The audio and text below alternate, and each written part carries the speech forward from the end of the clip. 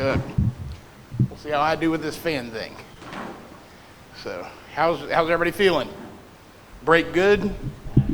Needed the break? I think we all did. നിങ്ങൾക്ക് വിശ്രമം ഇഷ്ടപ്പെട്ടു എന്ന് ഞാൻ വിചാരിക്കുന്നു. നിങ്ങൾ ഇനിയും 1 മണിക്കൂറിലധികം ദൈവവചനം കേൾക്കാനായിട്ട് തയ്യാറായി എന്ന ഒരു ചിന്തയാണ് എനിക്കുള്ളത്. I would, first of all, before we get started, I want to encourage you something on this. This can seem a little overwhelming. അവിടെ ഞാൻ ഈ ക്ലാസ് തുടങ്ങുന്നതിന് മുമ്പേ തന്നെ ഒരു വാക്ക് നിങ്ങളുടെ ഉത്സാഹത്തിനായിട്ട് പറയട്ടെ. ഇത് ആദ്യത്തെ കേൾവിയിൽ അല്ലെങ്കിൽ ഇതിനെക്കുറിച്ച് നമ്മൾ ചിന്തിക്കുമ്പോൾ അത് നമുക്കൊരു ദുഷ്കരമായ ഒരു പരിപാടിയായിട്ട് തോന്നും. And hard things can often be overwhelming, but if I'm going to be overwhelmed by anything, I want it to be the Word of God. എന്നാൽ നമ്മെ പരിഭ്രമിപ്പിക്കുന്ന അല്ലെങ്കിൽ നമുക്ക് ബുദ്ധിമുട്ടായി നമുക്ക് നടുക്കം വരുത്തുന്ന കാര്യം ജീവിതത്തിൽ പല കാര്യങ്ങളും ഉണ്ടാകാം. എന്നാൽ ദൈവത്തിൻ്റെ വചനം നമ്മെ നടുക്കുന്നു എന്ന് പറയുന്നൊരു നല്ല കാര്യമാണ് കേട്ടോ. So my prayer is we'll do another one of these tonight and it'll start to come a little bit easier. അപ്പോൾ അതുകൊണ്ട് നമുക്ക് വേറൊരു വേദഭാഗം ഇന്ന് നമുക്ക് ഒരുമിച്ച് ചിന്തിക്കാം. നമ്മൾ കൂടുതൽ ഈ വചനങ്ങൾ പരിശോധിക്കുന്നതനുസരിച്ച് ഈ പരിപാടി ഈ പദ്ധതി നമുക്ക് കൂടുതൽ എളുപ്പമായി തീരും എന്ന് ഞാൻ പ്രതീക്ഷിക്കുന്നു. But I want to encourage you to keep doing them yourself.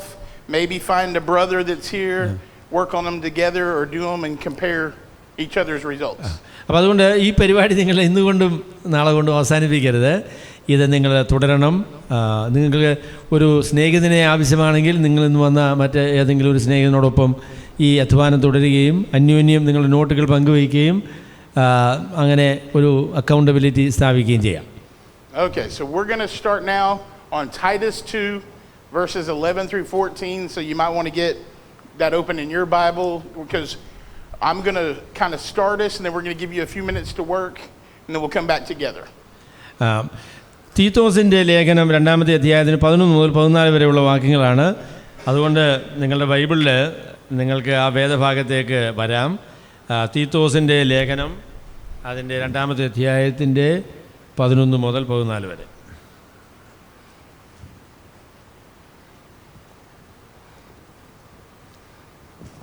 ഞാനതൊന്ന് വായിക്കാം. സകല മനുഷ്യർക്കും രക്ഷാകരമായ ദൈവകൃപ ഉദിച്ചുവല്ലോ. നാം ഭാഗ്യകരമായ പ്രത്യാശയ്ക്കായിട്ടും മഹാദൈവവും നമ്മുടെ രക്ഷിതാവുമായ യേശുക്രിസ്തുവിൻ്റെ തേജസ്സിൻ്റെ പ്രത്യക്ഷതയ്ക്കായിട്ടും കാത്തുകൊണ്ട് ഭക്തിയോടും പ്രപഞ്ചമോഹങ്ങളും വർജിച്ചിട്ട് ഈ ലോകത്തിൽ സുബോധത്തോടും നീതിയോടും ദൈവഭക്തിയോടും കൂടെ ജീവിച്ചു പോരേണ്ടതിന് അത് നമ്മെ ശിക്ഷിച്ച് വളർത്തുന്നു.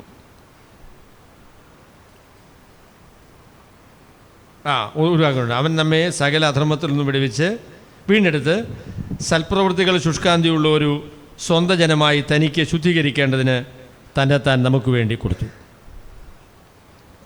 Okay, so we've got our first couple of steps kind of almost done here, so we found the paragraph for you. അവരെ പ്രസംഗിക്കാനായിട്ട് നമ്മൾ തരേണ്ട വേദഭാഗം ഒരു പാരഗ്രാഫ് അത് നിങ്ങൾക്ക് വേണ്ടി ഞാൻ തിരഞ്ഞെടുത്തിരിക്കുകയാണ്. അതുകൊണ്ട് ആദ്യത്തെ പടി കഴിഞ്ഞു.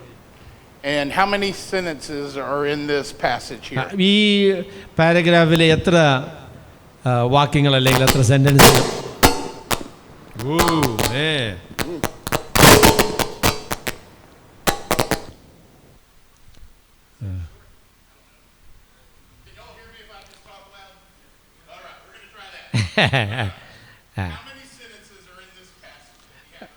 ഈ വേദഭാഗത്ത് എത്ര വാക്യങ്ങൾ എന്ന് പറയുമ്പോൾ എത്ര പ്രസ്താവനകളാണുള്ളത്?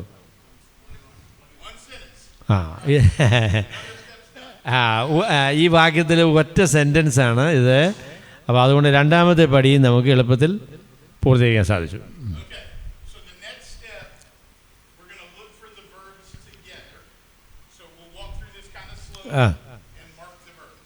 നമുക്കതുകൊണ്ട് ഇനി അടുത്തത് ക്രിയാപദങ്ങൾ നോക്കുകയാണ്. നമുക്കങ്ങനെ ഈ വാക്യത്തിലുള്ള ഈ പ്രസ്താവനയിലുള്ള പദങ്ങൾ എന്താണ് എന്ന് നമുക്ക് നോക്കാം.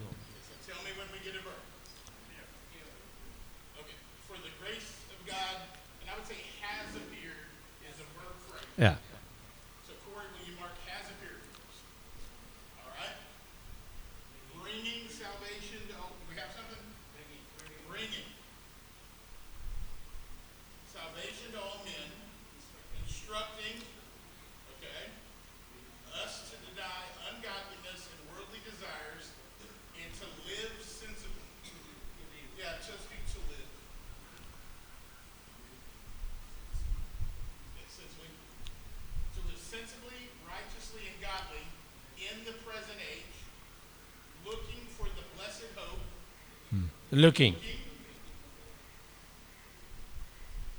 For the blessed hope and the appearing of the glory of our great God and Savior, Jesus Christ, who gave himself for us, okay, to redeem us from every lawless deed, To redeem. from every lawless deed, and to purify for himself, okay, to purify for himself a people for his own possession, zealous for good deeds. Did we get them all? Is zealous a verb? No, it isn't. Action verb, can you zealous of all? Is that who thinks zealous is a verb? Yeah. It's It's an adverb. yeah. Anything else? Deny. Oh, did we miss one?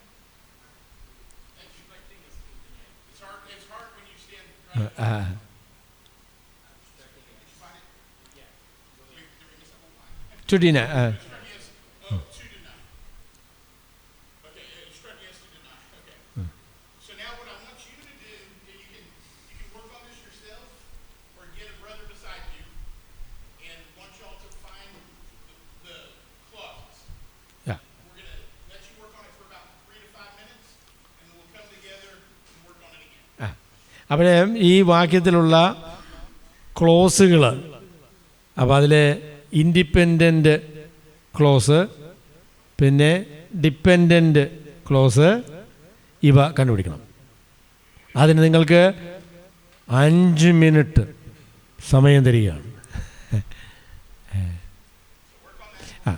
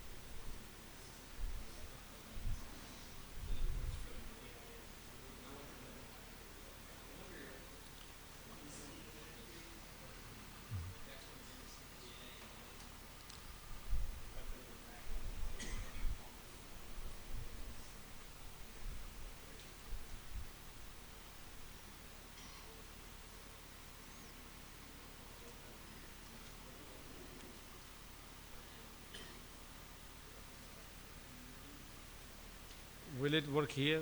So, I used it and then you can use this one maybe. I don't know.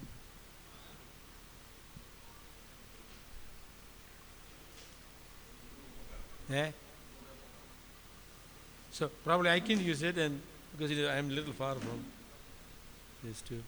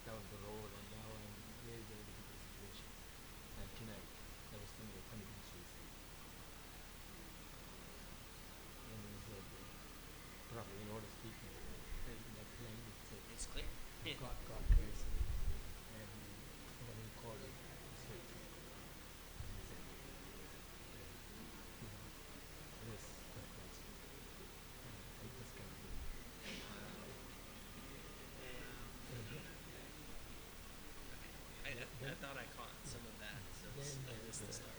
No, I called it that night. He said, on the way back, there's a bridge over the sea. And so I called, and he explained some of the way bring it was very nice. And then I called him that night. And already said, I think the Lord has spoken. He said he would come to the church, and I was wondering that. I lost his number, so I had to call him. Okay. That was just my question, if you were able to follow up. Yeah, but I tried a few times, and he said he would come and see me, Yeah. but he never. You can't make it, so yeah. It was a very surprising story. Yeah. Yeah. Okay.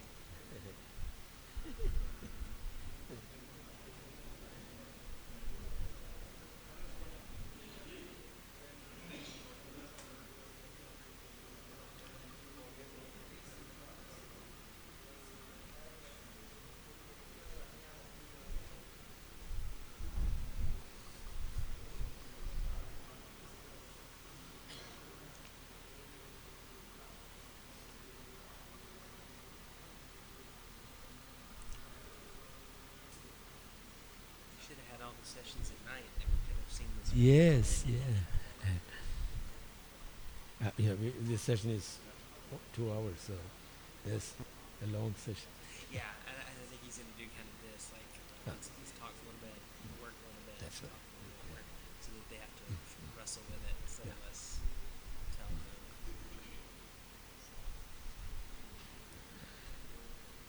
In Malayalam, it is a little more complicated.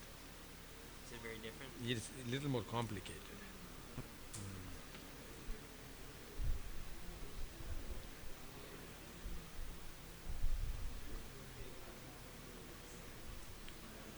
So it is actually 2 sentences. Oh yeah, where's the break happen? In 13. 13? Yeah. That's a sentence? He says, Oh, of course I didn't put the chapter numbers. I mean the verse numbers in there.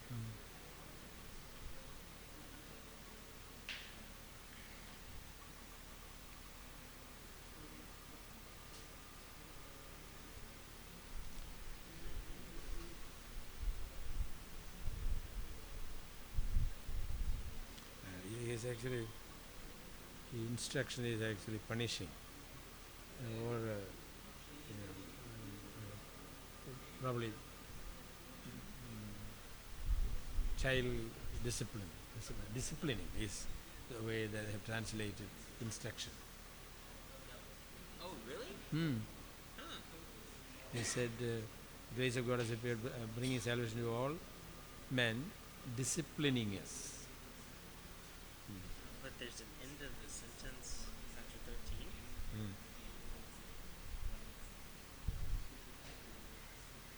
Yeah, which is the word in Greek? Which seems odd because 14, at least in the English, is describing Christ. Yeah. So they have to like restate the subject maybe? I don't know. See what the Greek is. So yeah, I yeah. want to know instructing. Yes. It's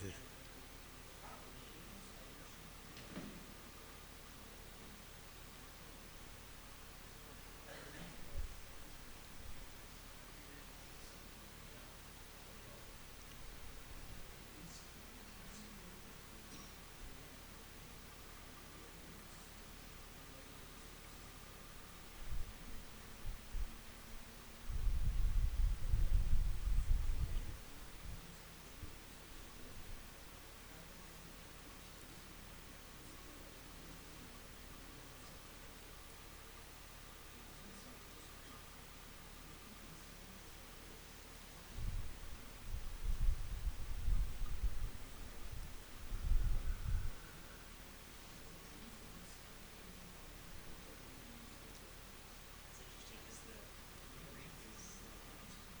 Greek is Paidiosa. Yeah. It's discipline, yeah. So that's not a bad translation.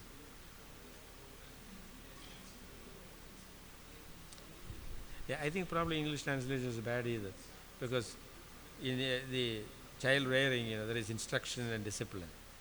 Here, probably the instruction is emphasized. Yeah.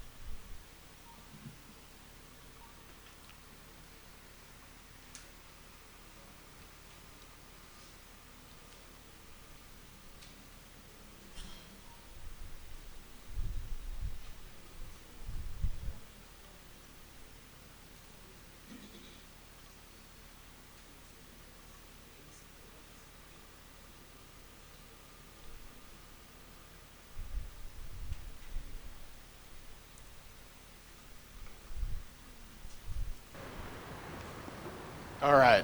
How's everybody doing? Need a little more time, or are we okay? Okay?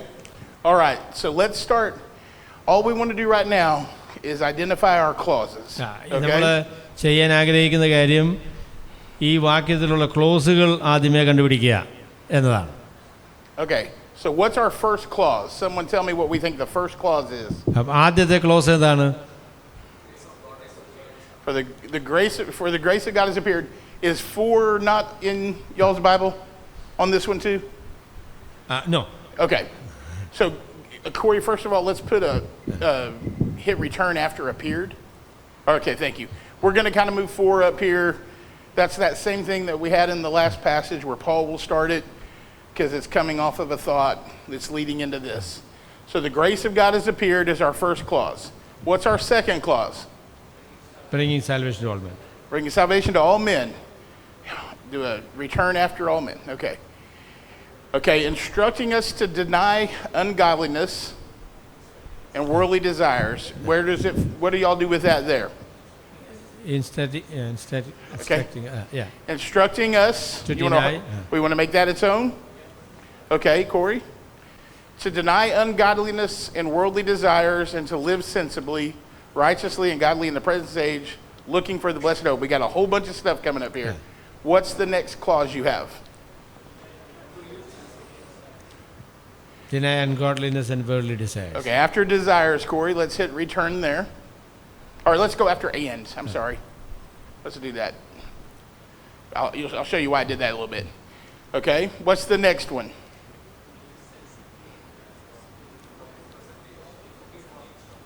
After age, okay? So let's go to age. And then what's the next one after age? Looking. Okay, so you're saying after the word Jesus? Okay, Corey, let's go down to Christ Jesus and hit return. All right. What about this? Okay, for after us. So go to us and hit return. All right, to redeem us from every lawless deed. Yeah. Okay, before the... okay, well, you can go after the and. We'll do that. Any more? Who thinks that's all of them? Is that what y'all got? How'd y'all do? Does that feel pretty good? ഈ വിഭജനത്തോട് നിങ്ങൾ യോജിക്കുന്നുണ്ടോ? Yes. Yeah, what is the problem? Yeah. Instructing us to deny ungodliness and worldly desires and to live sensibly. Okay. Ungodliness and worldly desires and to live sensibly, righteously, and godly Lee. in the present age. Right. Until there, it is one clause. You have that as one big clause. Okay. We'll go back to that idea. Let's leave it like this for now, and we'll talk about that when we see the full breakdown. Right. Okay? Right. All right. അവര് I'm- Roy Paul സഹോദരൻ്റെ പ്രതിവാദം സ്വീകരിച്ചുകൊണ്ട് അതിനെ തൽക്കാലം I'm following what you're saying. We're going to come back to that. ആ നിർദ്ദേശത്തെ ഞങ്ങൾ അവഗണിക്കുന്നില്ല. Okay. So now what I want each of y'all to do, same thing. I'm going to be quiet for a little bit. I'm going to give you all a few minutes on this. I want you to go through and try to find out if each clause is dependent or independent. അപ്പോൾ നിങ്ങൾ ഈ അടുത്തതായിട്ട് ചെയ്യേണ്ടതെന്ന് ചോദിച്ചാൽ ഏത് പ്രസ്താവനയാണ് സ്വതന്ത്രമായി നിൽക്കുന്ന പ്രസ്താവന, ഏത് പ്രസ്താവനകളാണ് മറ്റൊരു പ്രസ്താവനയ്ക്ക് വിധേയപ്പെട്ട് നിൽക്കുന്നത് അല്ലെങ്കിൽ അതിന് കീഴിൽ നിൽക്കുന്നത് എന്ന് കണ്ടുപിടിക്കണം. Sorry? Oh no, I want y'all to work. I'm going to give you a few minutes. അത് Look through ഇത് all of them. കണ്ടുപിടിക്കാനായിട്ട് ചില നിമിഷങ്ങൾ നിങ്ങൾക്ക് തരികയാണ്. We want to give everybody a chance to kind of get this under them. Yes. അപ്പോൾ അതിനകത്ത് independent close പറയണം, ഡിപ്പെൻഡൻറ്റ് ക്ലോസ് പറയണം. പിന്നെയും നമുക്കൊരു സ്റ്റെപ്പ് കൂടെ ഉണ്ട്.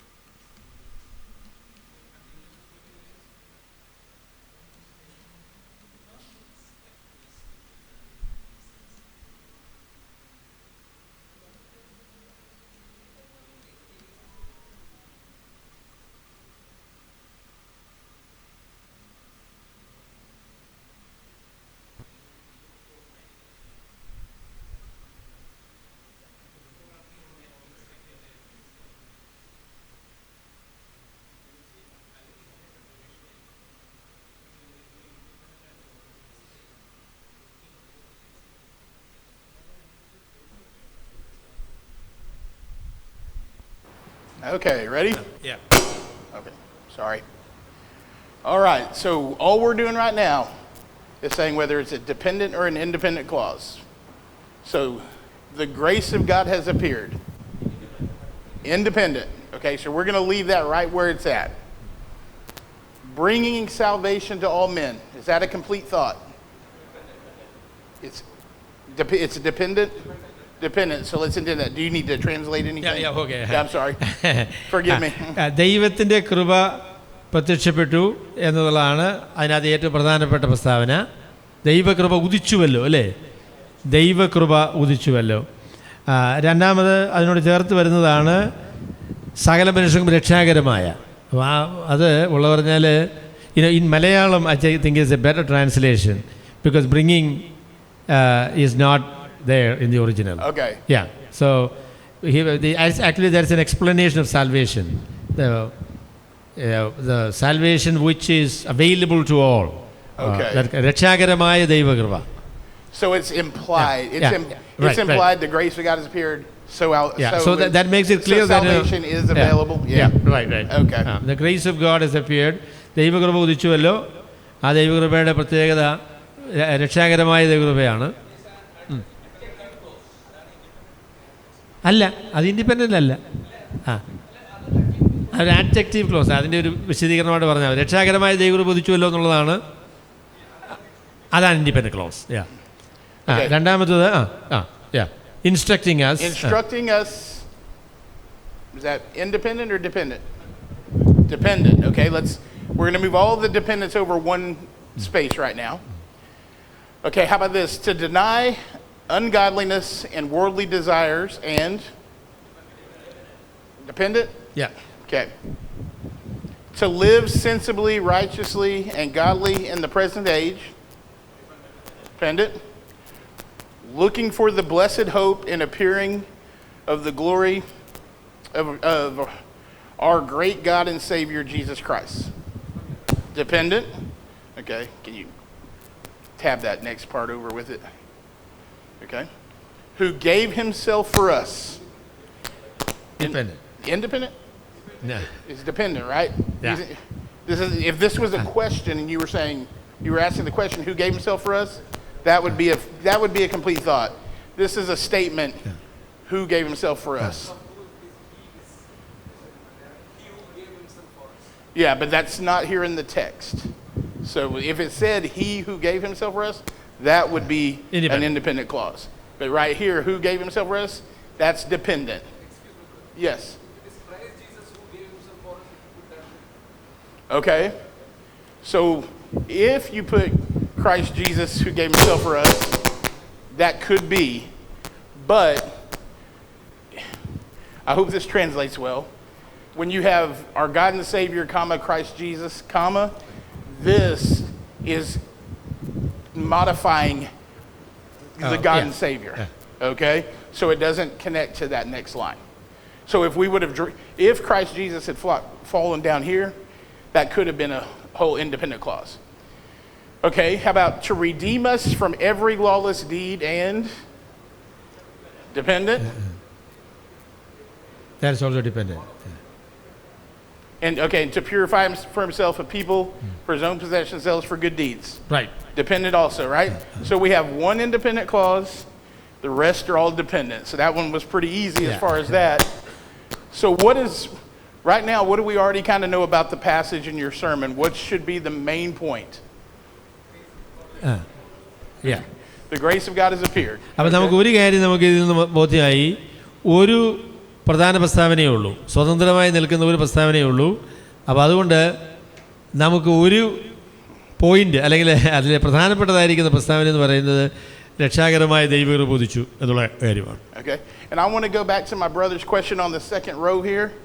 When he said, you put yours instructing us to deny ungodliness, worldly desires, to live sensibly, righteously in the godless present age, looking for the blessed hope of Savior. You have all of that as one clause, right? Yeah. Okay. Because the other thing is two infinitives, specific verb, a subject and a verb. Okay. So he put all that as one deal. If we had done that, and said, instructing us to deny ungodliness, worldliness, desires, to live as sensibly, righteously, looking for the blessed hope, would that still be a dependent clause? Yes. Yes, okay, so it's not, so far, that doesn't make a major change on this. But I understand what you're saying, so I want to show you why, up to this point, it doesn't hurt, doesn't help us. Yeah. But I'll show you why we like to break. But when you find the connection, it will be difficult, but the other will give you more clarity. Hang with me for just Yeah, a few yeah, minutes, yeah. okay? So now I want you to go through these clauses, and we're going to do this again. I'll sit down, y'all have a few minutes, go through these clauses, and start asking yourself, what do they connect to, and what question are they answering? The who, what, when, where, why, or how, okay? Yeah. So each one, does this line connect to this? Does this line connect to this?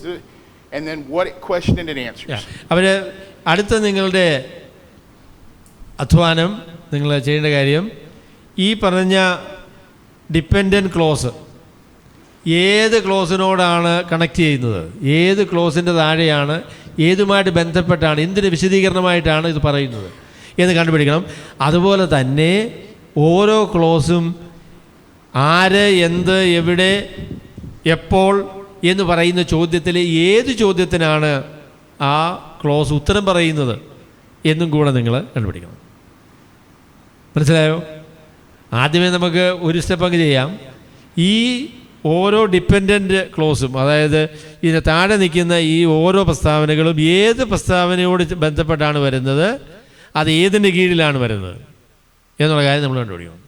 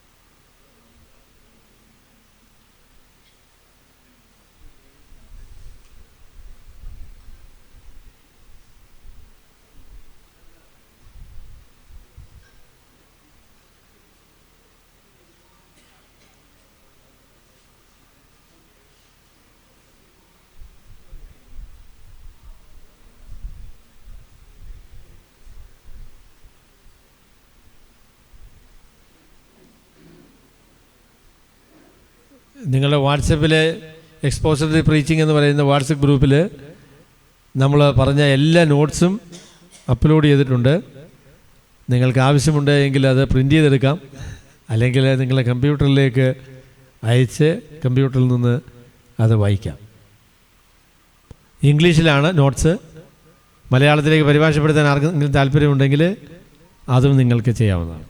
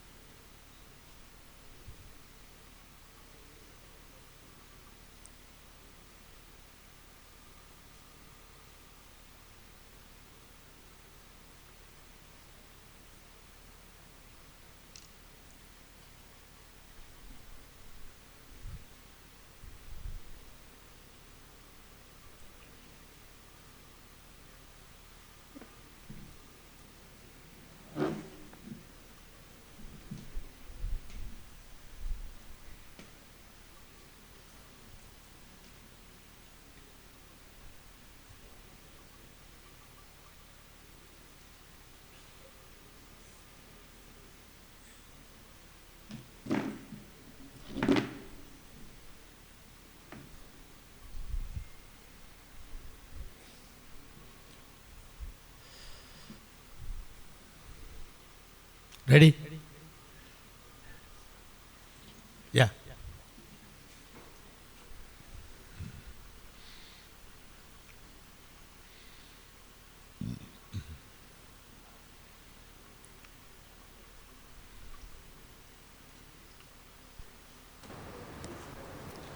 All right, guys.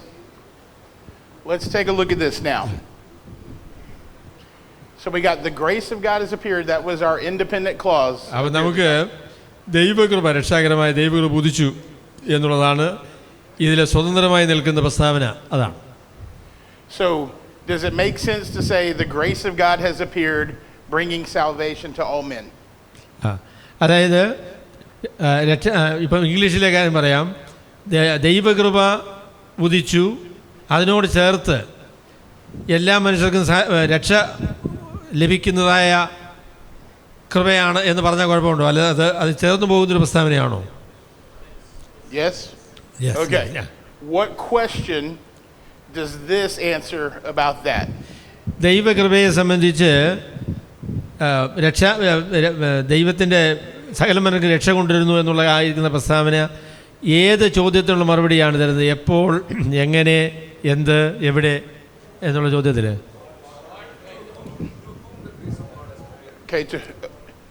It's to who, someone said? Anybody got else? Why the grace of God? Okay. What? Yeah, what kind of grace? I kind of like the why idea. I can see the who kind of thing too a little bit there. So let's put why maybe / who. I mean, kind of this I think is your what. The grace of God has appeared. This is what's happened. And this is the why it's happening, or maybe you can get into that who idea, I think, too. Or to whom it's, yeah. Okay. Now, watch this. The grace of God has appeared, instructing us. Does that make sense? ദൈവത്തിൻ്റെ കൃപ ഉദിച്ചു, ആ കൃപ നമ്മെ ശിക്ഷിച്ച് വളർത്തുന്നു എന്ന് മലയാളത്തിൽ പരിഭാഷ, അല്ലെങ്കിൽ ഉപദേശിക്കുന്നു. Yes. Okay. Yes, yeah. So instructing us, what is that answer about the grace of God has appeared?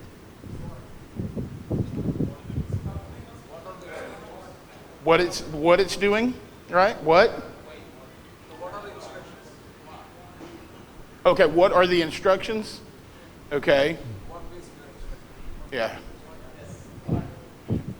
What the grace of God does. Okay, so let's put what beside instructing us then. Now watch this one, the next line. The grace of God has appeared to deny ungodliness and worldly desires. Doesn't seem to line up, does it? Okay. Let's go in order. Bringing salvation to all men to deny ungodliness still doesn't quite line up. Y'all are ahead of me, okay? Instructing us to deny ungodliness and worldly desires. Yeah. Okay, so let's indent to not, that one now becomes a dependent clause on this dependent. This clause is modifying this clause. അപ്പോൾ നമ്മൾ ഉപദേശിക്കുന്നു എന്നുള്ള പ്രസ്താവന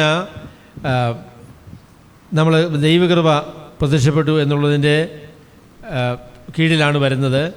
അതിനുശേഷം അഭക്തിയും ലോകസ്നേഹവും അല്ലേ ഉപേക്ഷിക്കുക എന്ന് പറയുന്ന കാര്യം ദൈവകൃപ പ്രത്യക്ഷപ്പെട്ടു എന്ന് പറയുന്നതിനോട് ചേർന്ന് പോകുന്നതിനേക്കാളും അധികം നമ്മളെ ഉപദേശിക്കുന്നു എന്ന് പറയുന്ന വാക്കിനോട് ചേർന്ന് പോകുന്നതാണ് കൂടുതൽ നമ്മൾ യോജിക്കുന്ന കാര്യം അതാണ്. അപ്പം അതുകൊണ്ട് ദൈവകൃപ നൽകുന്ന ഉപദേശം അല്ലെങ്കിൽ ശിക്ഷ അല്ലെങ്കിൽ ശിക്ഷണം എന്ന് പറയുന്നത് അഭക്തിയും ലോകത്തിലെ ലൗകിക സ്നേഹവും ഉപേക്ഷിക്കുക എന്ന കാര്യമാണ് ആ ഇൻസ്ട്രക്ഷനിലെ ആദ്യ കാര്യം. Okay. So now the next line, that and at the end kind of gives us a hint here, but let's just work it. The grace of God has appeared to live sensibly, righteously, and godly in the present age. Doesn't doctrinally even sound like it's there, right? So let's look, does that one follow suit with this, instructing us to live sensibly, righteously, and godly, right? Yeah. So we're going to tab it over. അപ്പോൾ ഇതിൽ ദൈവത്തിൻ്റെ കൃപ നമുക്ക് തരുന്ന instruction അല്ലെങ്കിൽ നിർദ്ദേശം അല്ലെങ്കിൽ നൽകുന്ന ശിക്ഷണം എന്നത് അഭക്തിയും ലോകസ്നേഹവും ഉപേക്ഷിക്കുക എന്നുള്ളത് മാത്രമല്ല, സുബോധത്തോടും നീതിയോടും ഈ വർത്തമാനകാലത്ത് ജീവിക്കുക എന്ന കാര്യവും ആ ശിക്ഷണത്തിൽ ഉൾപ്പെടുന്നതാണ്. And I forgot to ask, what is this instructing us to deny ungodliness and worldly desires? What question is that answering about instructing us?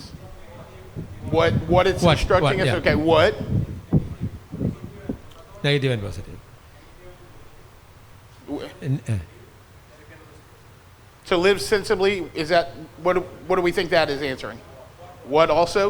Yeah. Everybody following? Okay. Go and tab that over. Okay. There we go. Okay. How about this? Okay, looking for the blessed hope and appearing of the glory of our great God and Savior Jesus Christ. It's the same. Y'all are already catching on. Look at this. Let's tab that over under to live. But I would like to probably live. I would like to put it under live. How to live. Okay. Yeah, instruction is fine too. Yeah. Okay. Let's hold on for a second here. Yeah. Move it over. So look. So we got the grace of God has appeared, instructing us to deny. The grace of God has appeared, instructing us to live. Yeah. The grace of God has appeared, instructing us, looking for the blessed hope. Does that make sense? Or is it the grace of God has appeared, instructing us to deny, to live, and do those things looking for, right? Yeah. So let's indent it one more time.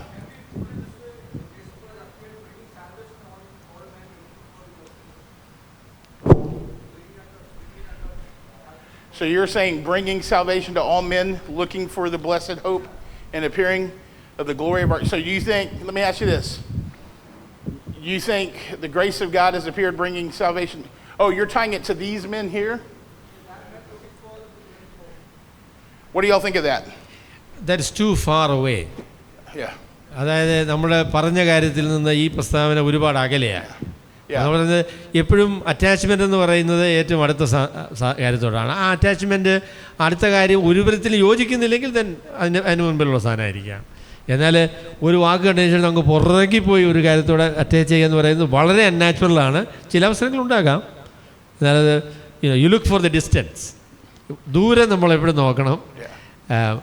ഒരു കാര്യം attach ചെയ്യുന്നത് ഏറ്റവും അടുത്ത പ്രസ്താവനകളോടാണ്. അതുമായിട്ട് ഒരു വിധത്തിൽ യോജിക്കുകയില്ലെങ്കിൽ നമുക്ക് മുന്നോട്ട് പോകാം. And I can't speak your language, but I think he pretty much said the simplest answer is usually closer to right. That's right. That's right. That's kind of the idea we're going with. That is there, exactly okay? right. Yeah. Okay. So we moved over here. So this now is modifying these two. Okay. Yeah. It's instructing us to do these two things, looking for the blessing hope of our glory. You want to move that, our great God and Savior, back up there with that? So, there we go. Okay. So what question is that answering about these two things there? This is the what we're doing. What's that answering here? Or Maybe why? Why? Maybe how? Yeah. I like how there. I can kind of go with why too, but I like how. Anybody else? How? Let's put how out there. Okay. Yeah. Yeah. Okay. Now watch this. The grace of God has appeared, who gave himself for us. Not really. So it's, okay. Looking for Jesus Christ, who gave himself for us. Okay. This is modifying this way over here. So let's indent it on in. And what question is that answering? Who?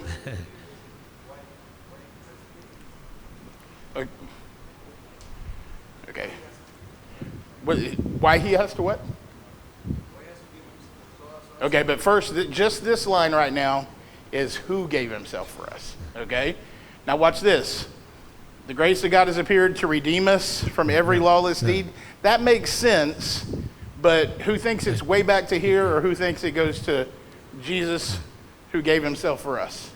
Okay, so let's slide it over there.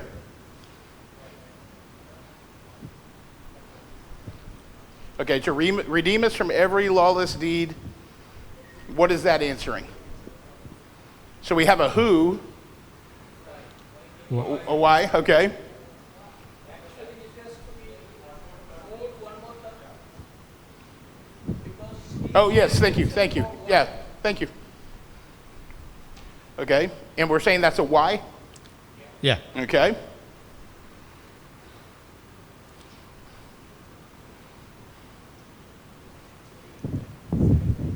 Gonna do it like that, okay.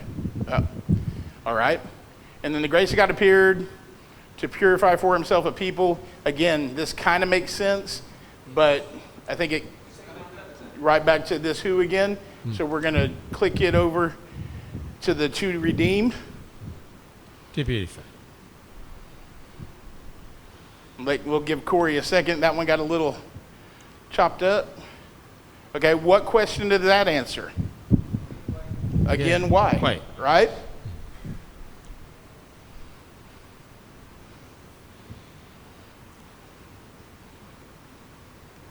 Okay, what do y'all think of that? Everybody, good, is yeah. everybody a little more comfortable doing that? Y'all pretty much did that. I didn't do that. Y'all did it. We did it by consensus. Does that make sense? അപ്പോൾ ഇത് പിന്നെ ബസ്സിൻ്റെ വേലയായി നിങ്ങൾ വിചാരിക്കേണ്ട, ഇത് നിങ്ങളുടെ അധ്വാനം തന്നെയാണ്. That looks pretty good. Yeah. Now, when you see this, do you see how this can help you lay out a sermon outline? Right? So, and I'm going to go back to this, our brother on the second row again here, this instructing us to deny, to live, looking for the blessed hope. If we would have left all that as one line, that's still a pretty big hunk of information, data to try to dissect. But when you break it out like this and say, if you're preaching to your congregation, I'm going to let you catch up on the translation. അപ്പോൾ അതായത് നമ്മൾ ഈ മൂന്ന് കാര്യവും ഒരുമിച്ച് പറയുന്നത് സ്വീകാര്യമായ ഒരു ഓപ്ഷനാണ്, അല്ലെങ്കിൽ അതൊരു സാധ്യമായ ഓപ്ഷനാണെങ്കിലും സ്വീകാര്യമല്ല. എൻ്റെ കാരണം ചോദിച്ചാൽ ഒരുപാട് ആശയങ്ങൾ അല്ലെങ്കിൽ ഒരുപാട് കാര്യങ്ങൾ ഈ മൂന്ന് പ്രസ്താവനകളിലുണ്ട്. അതെല്ലാം കൊണ്ട് നമുക്ക് ഒതുക്കി ഒരു പ്രസ്താവനയെ നമുക്ക് ഒരിക്കലും പറയാൻ പറ്റില്ല. അതുകൊണ്ട് മൂന്നായിട്ട് തന്നെ പറയുന്നതാണ് ആശയവിനിമയത്തിന് ഏറ്റവും സഹായകരം. അത് ആ നിലയിൽ പറഞ്ഞാൽ മതി. കാര്യം ചോദിച്ചാൽ deny ungodliness and worldly desires എന്ന് പറയുന്ന ആശയം തന്നെ നമുക്കൊരു അരമണിക്കൂർ പ്രസംഗിക്കാനുള്ള സാധനമുണ്ട്.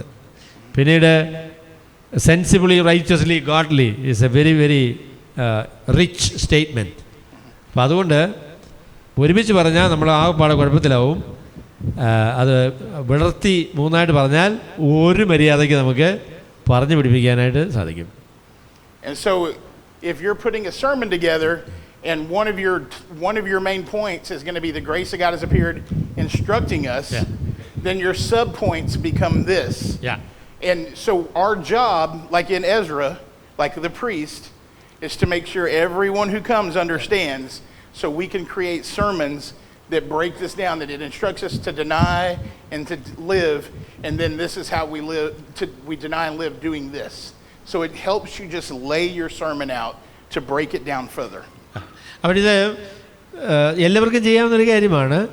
അത് മാത്രമല്ല, എസ്ര പുരോഹിതൻ ചെയ്തതുപോലെ നമ്മൾ ഈ നിലയിൽ ഈ വേദഭാഗത്തെ അവതരിപ്പിക്കുമ്പോൾ ഇത് സ്വീകാര്യമായ നിലയിലുള്ള ഒരു വേർതിരിവാണ് എന്നത് കേൾവിക്കാർക്ക് ബോധ്യപ്പെടുന്ന ഒരു കാര്യമാണ്. അവർക്ക് നോക്കിയാൽ മനസ്സിലാക്കാം ഇങ്ങനെയാണ് അപ്പോസ്തലനായ പൗലോസ് ഈ ആശയം വിപുലീകരിക്കുന്നത് എന്നത് വ്യക്തമായ കാര്യമാണ്.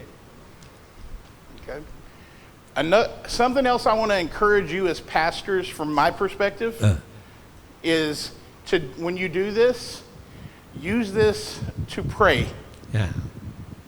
അവിടെ ഒരു പാസ്റ്റർ എന്ന നിലയിലുള്ള എൻ്റെ അനുഭവത്തിൽ നിന്ന് ഞാൻ പറയുകയാണ്, ഈ ഔട്ട്ലൈൻ അല്ലെങ്കിൽ ഇങ്ങനെയുള്ളതായിരിക്കുന്ന ഒരു ഘടന ഈ വചനം മനസ്സിലാക്കാനും അത് വിശദീകരിക്കാനുമുള്ള ഒരു പ്രാർത്ഥനയായി നമുക്ക് ദൈവസന്നിധിയിൽ അർപ്പിക്കാം. Often when I pray, it's just me telling God what I think and not listening to God. ഞാൻ പ്രാർത്ഥിക്കുന്ന അവസരത്തിൽ പ്രാർത്ഥനയെക്കുറിച്ചൊരു പൊതുവായ പ്രസ്താവന പറയാം. നമ്മൾ ദൈവത്തോട് കാര്യങ്ങൾ പറയുകയാണല്ലോ, അല്ലാതെ ദൈവം പറയുന്ന കാര്യം നമ്മൾ കേൾക്കുകയല്ലോ. My wife says I do the same thing to her.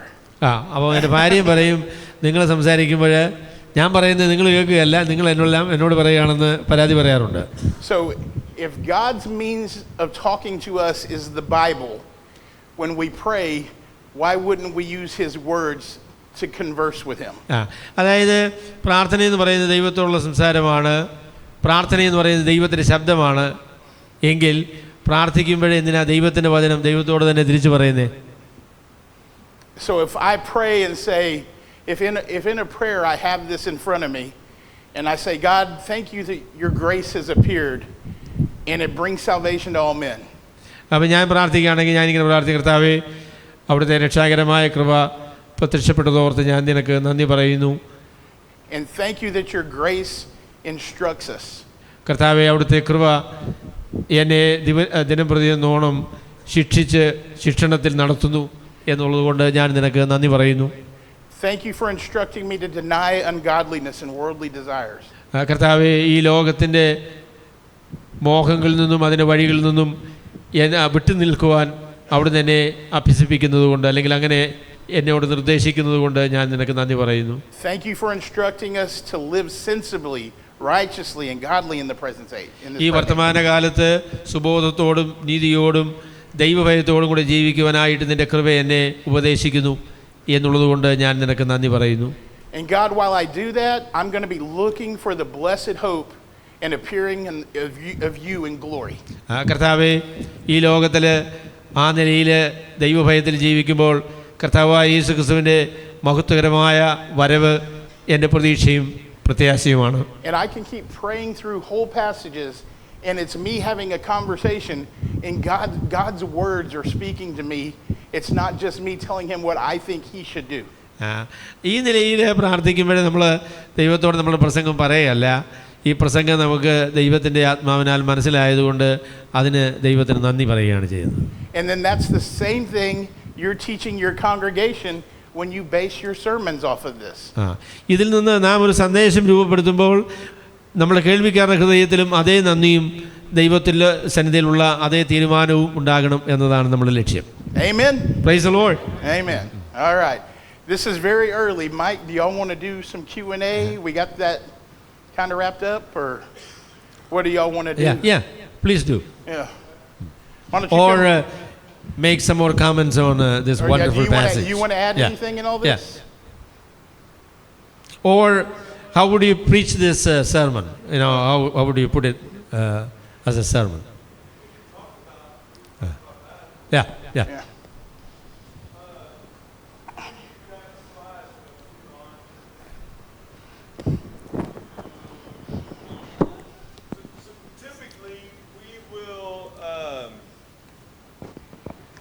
We'd recommend 3 parts to any sermon.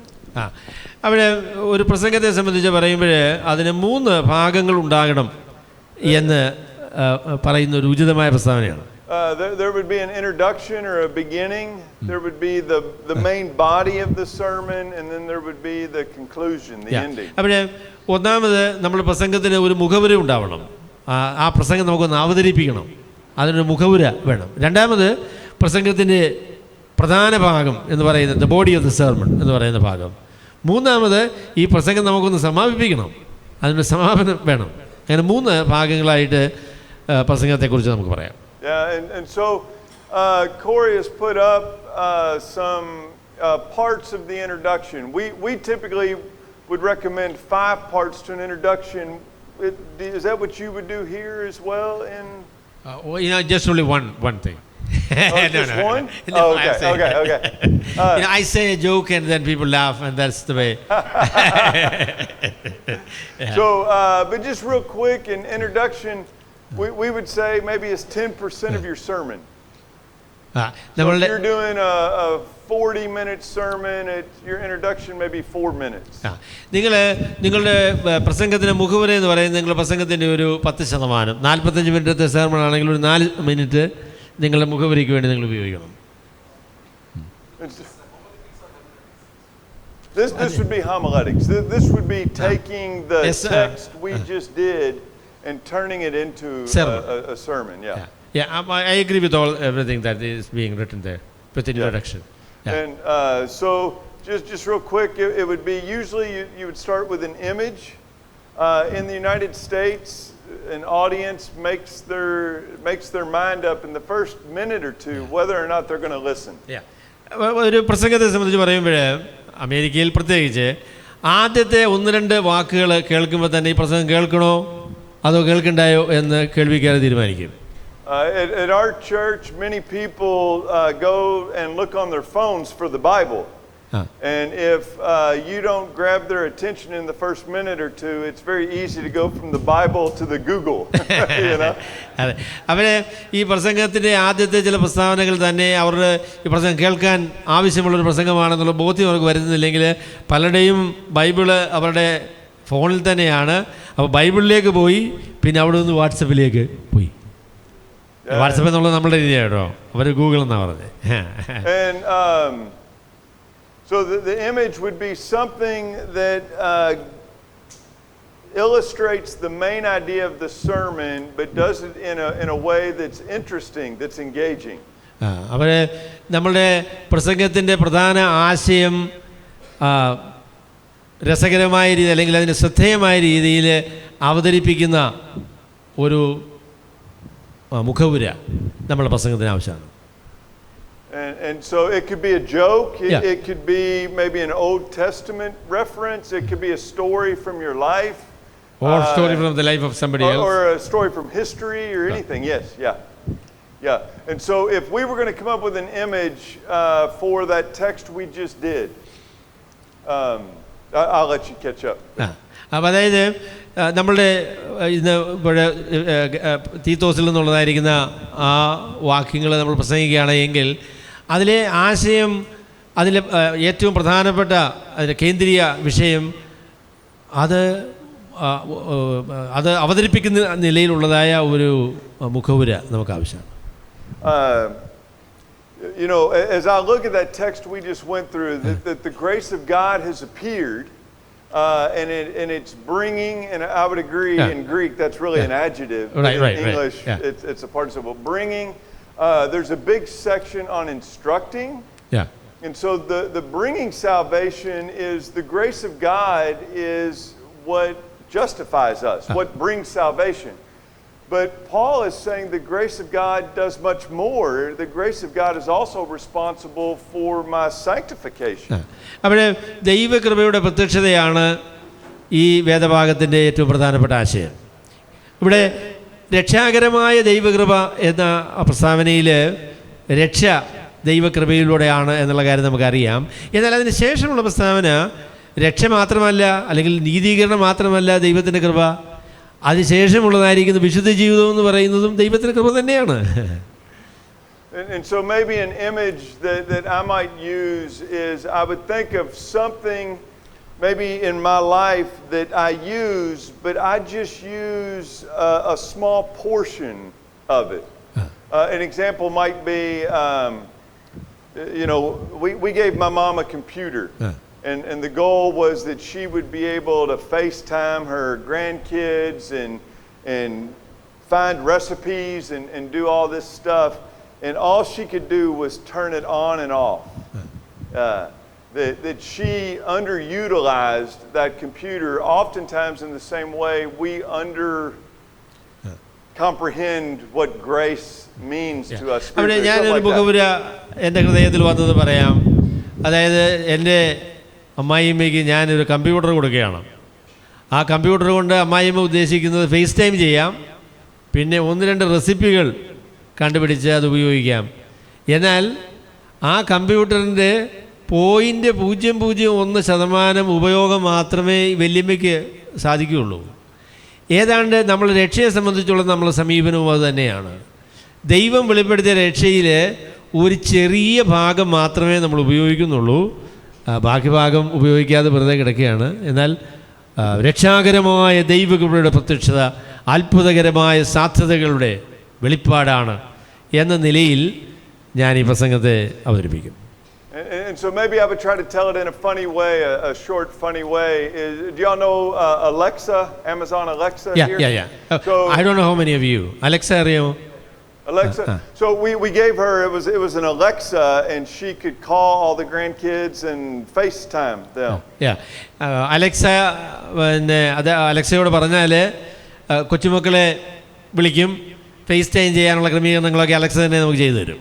And so my mom would sit there and she would say, Allison, I mean Angela, I mean Andre, and just all these names that start with A, but she would never get Alexa. ഞങ്ങളുടെ വല്യമ്മയെക്കുറിച്ച് പറയുകയാണെങ്കിൽ Alexa എന്നാണ് പറയേണ്ടതെന്നുള്ള കാര്യം കേട്ടിട്ടുണ്ട്.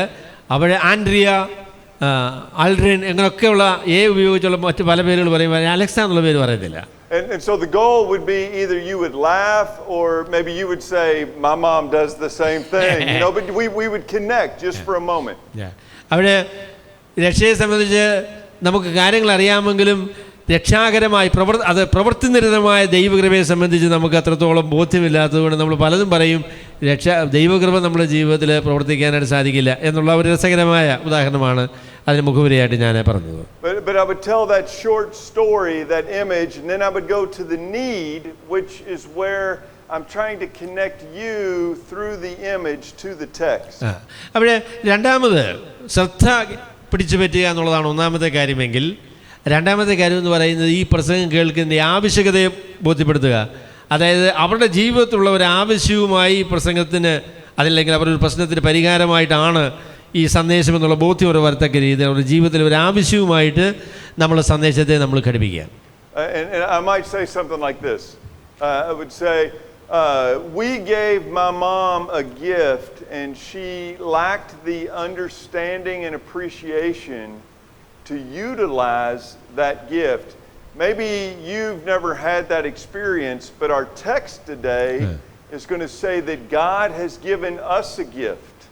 And oftentimes we underutilize this gift in the same way my mom did. എൻ്റെ അമ്മയ്ക്ക് ഞാൻ കൊടുത്ത computer അമ്മ അതിന് വളരെ ചെറിയ ഒരു ഉപയോഗം മാത്രമേ അമ്മയ്ക്ക് സാധിക്കുകയുള്ളൂ, അല്ലെങ്കിൽ അതിൻ്റെ ഉപയോഗത്തിന് വളരെ കുറഞ്ഞ ഒരു ഭാഗം മാത്രമേ അമ്മയ്ക്ക് കിട്ടുന്നുള്ളൂ. അവിടെ നിങ്ങളുടെ അമ്മയ്ക്ക് അങ്ങനെയാണോ അനുഭവം എന്നൊന്നും എനിക്കറിയത്തില്ല. പക്ഷെങ്കിൽ ഇന്ന് ഞാൻ നിങ്ങളോട് പറയാൻ പോകുന്ന വേദഭാഗത്ത് നമുക്ക് ലഭിച്ച ഒരു വലിയ അനുഗ്രഹം എത്രത്തോളം നമ്മൾ ഉപയോഗിക്കുന്നുണ്ട്, അല്ലെങ്കിൽ അതിൻ്റെ ഉപയോഗം എത്ര പരിമിതമായി നമുക്ക് ലഭിക്കുന്നുള്ളൂ എന്ന കാര്യത്തെക്കുറിച്ചാണ് ഞാൻ നിങ്ങളോട് പറയാൻ പോകുന്നത്. And then we would go to the third part, again just a sentence, but it's going to be a statement of the subject, of the big idea of the text. മൂന്നാമത് നമുക്ക് പറയാനുള്ളത് നമ്മുടെ പ്രസംഗം അതിൻ്റെ വിഷയം എന്താണ് എന്ന് ആളുകളോട് പറയുക എന്നുള്ളതാണ്. I would say something after I've said the need. I might say, in fact, Paul is going to tell us that we have received the gift of grace and that God's grace brings far more into our lives than simply our salvation. അവിടെ ഞാൻ അവരോട് പറയും, അപ്പോസ്തലനായ പൗലോസ് ഈ വേദഭാഗത്ത് പറയുന്നത് ദൈവം നമ്മളുടെ ജീവിതത്തിൽ കൊണ്ടുവന്ന ദൈവത്തിൻ്റെ കൃപ നാം വിചാരിക്കുന്നതിനേക്കാളൊക്കെ അത്ഭുതകരമായ കാര്യങ്ങൾ ചെയ്യുവാൻ പ്രാപ്തിയുള്ള കാര്യമാണ്, ഒരു ക്രമീകരണമാണ് എന്നുള്ളത്. And then there would be the preview. That's where we just walk through in one sentence or two sentences the outline of our sermon. We tell them what we're about ready to tell them. അതിനുശേഷം നമ്മൾ പറയുന്നത് നമ്മുടെ പ്രസംഗത്തിൻ്റെ ഗതി എങ്ങനെയാണ്, അല്ലെങ്കിൽ എന്താണ് നമ്മൾ പറയാൻ പോകുന്നത് എന്നതിനെക്കുറിച്ചുള്ള ഒരു മുന്നറിയിപ്പ് നമ്മളുടെ കേൾവിക്കാർക്ക് നമ്മൾ കൊടുക്കുക. And that preview here might be that Paul's going to make one simple statement, that God's grace has appeared, and then he's going to show us two results or three results. I forget but results of grace in our lives. ഞാൻ ഈ പ്രസംഗത്തെക്കുറിച്ച് പറയുകയാണെങ്കിൽ പറയും, അപ്പോസ്തലനായ പൗലോസ് നാം വായിച്ച വേദഭാഗത്ത് പ്രധാനമായും ഒരു പ്രസ്താവനയാണ് പറയുന്നത്, അത് ദൈവകൃപ പ്രത്യക്ഷമായി എന്ന കാര്യമാണ്. എന്നാൽ അതിനോട് ചേർന്ന് അദ്ദേഹം നമ്മളെ അറിയിക്കുന്നത് ഈ ദൈവകൃപ നമ്മുടെ ജീവിതത്തിൽ എന്താണ് ചെയ്തെടുക്കുന്നത് എന്നതിനെക്കുറിച്ചാണ്. അത് ആ വിഷയത്തെക്കുറിച്ചാണ് ഞാൻ ഈ വാക്യങ്ങളിൽ നിന്ന് നിങ്ങളോട് പറയാൻ ആഗ്രഹിക്കുന്നത്. And then the fifth section is the context. Where in the book does this paragraph fit? അവസാനം അഞ്ചാമത് ഞാൻ പറയാൻ ആഗ്രഹിക്കുന്നത് നമ്മളുടെ പ്രസംഗത്തിൻ്റെ സന്ദർഭം എന്ന് പറഞ്ഞാൽ നാം വായിച്ച വേദഭാഗം അതിൻ്റെ സന്ദർഭം എന്താണ്, അത് ഏത് സമയത്താണ് അപ്പോസ്തലനായ പൗലോസ് പറഞ്ഞത്, എന്ത് പറഞ്ഞതിൻ്റെ തുടർച്ചയായിട്ടാണ്. അപ്പോൾ ആ ഒരു സന്ദർഭം നമ്മുടെ പ്രസംഗത്തിൽ ഉൾപ്പെടുത്തണം. And the goal again is just with a sentence or two to show them what Paul has been saying and how that fits with what he is saying here. അവിടെ നേരത്തെ പറഞ്ഞതുപോലെ നമ്മൾ പ്രസംഗിക്കുന്ന പ്രസംഗം ആ ഭാഗത്ത് മാത്രം പരിമിതപ്പെടുന്ന പ്രസംഗമല്ല. ആ ഭാഗമാണ് നമ്മളുടെ കേന്ദ്രീയ ചർച്ചാ വിഷയം എന്നുള്ളത് ശരിയായിരിക്കുമ്പോൾ തന്നെ അത് പൗലോസ് പറഞ്ഞു വരുന്ന മറ്റ് ആശയങ്ങളോട് ബന്ധപ്പെട്ട് കിടക്കുന്ന കാര്യമാണ്. അപ്പോൾ അതിന് ഒരു പൊതുവായ ഒരു അറിവ് ആളുകൾ കേൾക്കുന്നവർക്ക് ലഭിക്കേണ്ടതാണ്.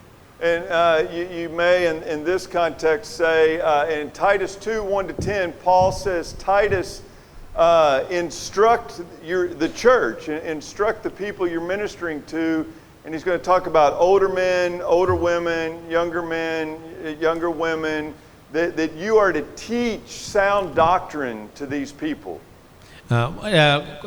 തീത്തോസിലെ 2-ാമത്തെ അധ്യായത്തിൽ എങ്ങനെയാണ് ദൈവത്തിൻ്റെ സഭയിൽ മുതിർന്ന ആളുകൾ ഇളയ ആളുകളെ ഉപദേശം പഠിപ്പിക്കേണ്ടത് എന്നതിനെക്കുറിച്ചാണ് പൗലോസ് പറയുന്നത്. പ്രായമുള്ള പുരുഷന്മാർ ചെറുപ്പക്കാരായിരിക്കുന്ന ആൾ ഉപദേശിക്കണം, അമ്മമാർ ചെറിയ സഹോദരിമാരെ ഉപദേശിക്കണം. അങ്ങനെ എങ്ങനെയാണ് ദൈവത്തിൻ്റെ സഭയിൽ സത്യവചനം പഠിപ്പിക്കേണ്ടത് എന്നതിനെക്കുറിച്ച് പറയുന്ന ആ ഒരു സന്ദർഭത്തിലാണ് അപ്പോസ്തലനായ പൗലോസ് ഈ സന്ദേശം നമുക്ക് തരുന്നത്. And so I might say something like this. If we've been studying the book of Titus, I might say, you'll remember last week Paul told Titus and he told all pastors that we are to be in our business is instructing our churches in sound doctrine. This week he's going to tell us why that's important. I instruct my people in sound doctrine because that is what God is doing through His grace. He is also in the business of instructing. And so we get to participate in verses 1-10 in what God is doing in verses 11-14 or something like that. Right.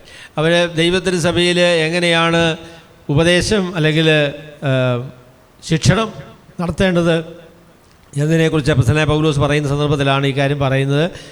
യഥാർത്ഥത്തിൽ ഈ ശിക്ഷണത്തിൻ്റെ അടിസ്ഥാനം എന്ന് പറയുന്നത് ദൈവം തന്നെ നമ്മുടെ ജീവിതത്തിൽ ചെയ്യുന്ന ശിക്ഷണമാണ്.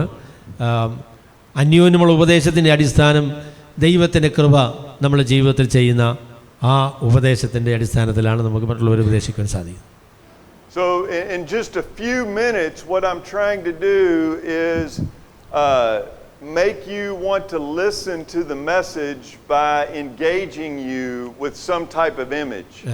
അപ്പം ഞാൻ ഈ എൻ്റെ മുഖവുരയിലൂടെ ചെയ്യാൻ ആഗ്രഹിക്കുന്നത് ആ പ്രസംഗത്തിൻ്റെ ഒരു ചിത്രം ആളുകൾക്ക് ഇത് കേൾക്കാൻ ആവശ്യമുള്ള ഒരു പ്രസംഗമാണ് എന്ന് ബോധം വരുമാറ് അവരുടെ മുൻപിൽ അവതരിപ്പിക്കുക എന്നതാണ്. My mom underutilized her gift, and then I want to go to the need and I want to connect that image to the text in a way that creates a need in you, my audience. My mom underutilized her gift. And we're going to see today that we've been given a gift that we often underutilize too. And so hopefully you'll be saying, what gift is that? You'll want to listen to this need.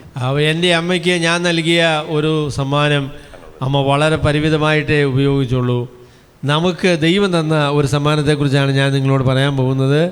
അത് നിങ്ങൾ അത് ഉദ്ദേശിച്ചതായ ലക്ഷ്യങ്ങളിൽ ആ നിലയിൽ നിങ്ങൾ ഉപയോഗിക്കുന്നുണ്ടോ എന്ന ഒരു ചോദ്യമാണ് നമ്മളുടെ മുൻപിൽ ഉള്ളത്. അപ്പോൾ അവർക്ക് പ്രസംഗം കേൾക്കാനുള്ളതായിരിക്കുന്ന ഒരു താല്പര്യം എൻ്റെ പ്രസ്താവനയിലൂടെ വരാം. സോ സംതിങ് ഇസ് അവരെ ബാധിക്കുന്ന ഒരു കാര്യത്തെക്കുറിച്ചാണ് ഞാൻ പറയാൻ പോകുന്നത്. So hopefully I've raised a need in your life that will cause you to want to listen. That need is going to be addressed by this text and the subject, and then the preview tells you what we're going to say about the subject and puts it in the overall story of the book. അവിടെ നമ്മളുടെ മുഖവുര ആളുകളിൽ കേൾക്കാനുള്ള താല്പര്യം ഉണ്ടാക്കണം, അവർക്കൊരു ആവശ്യബോധം ഉണ്ടാകണം. ആവശ്യബോധം ഞാൻ പ്രസംഗിക്കുന്ന കാര്യത്തിലൂടെ നിങ്ങൾക്ക് അതിൻ്റെ ഒരു മറുപടി ലഭിക്കും എന്നുള്ള ബോധ്യം ഉണ്ടാകണം. മാത്രമല്ല ആ പ്രസംഗിക്കാൻ പോകുന്ന കാര്യം അതിൻ്റെ ഫോക്ക് എങ്ങോട്ടാണ് എന്നതിനെക്കുറിച്ചുള്ളൊരു പൊതുവായ അറിവ് നൽകണം.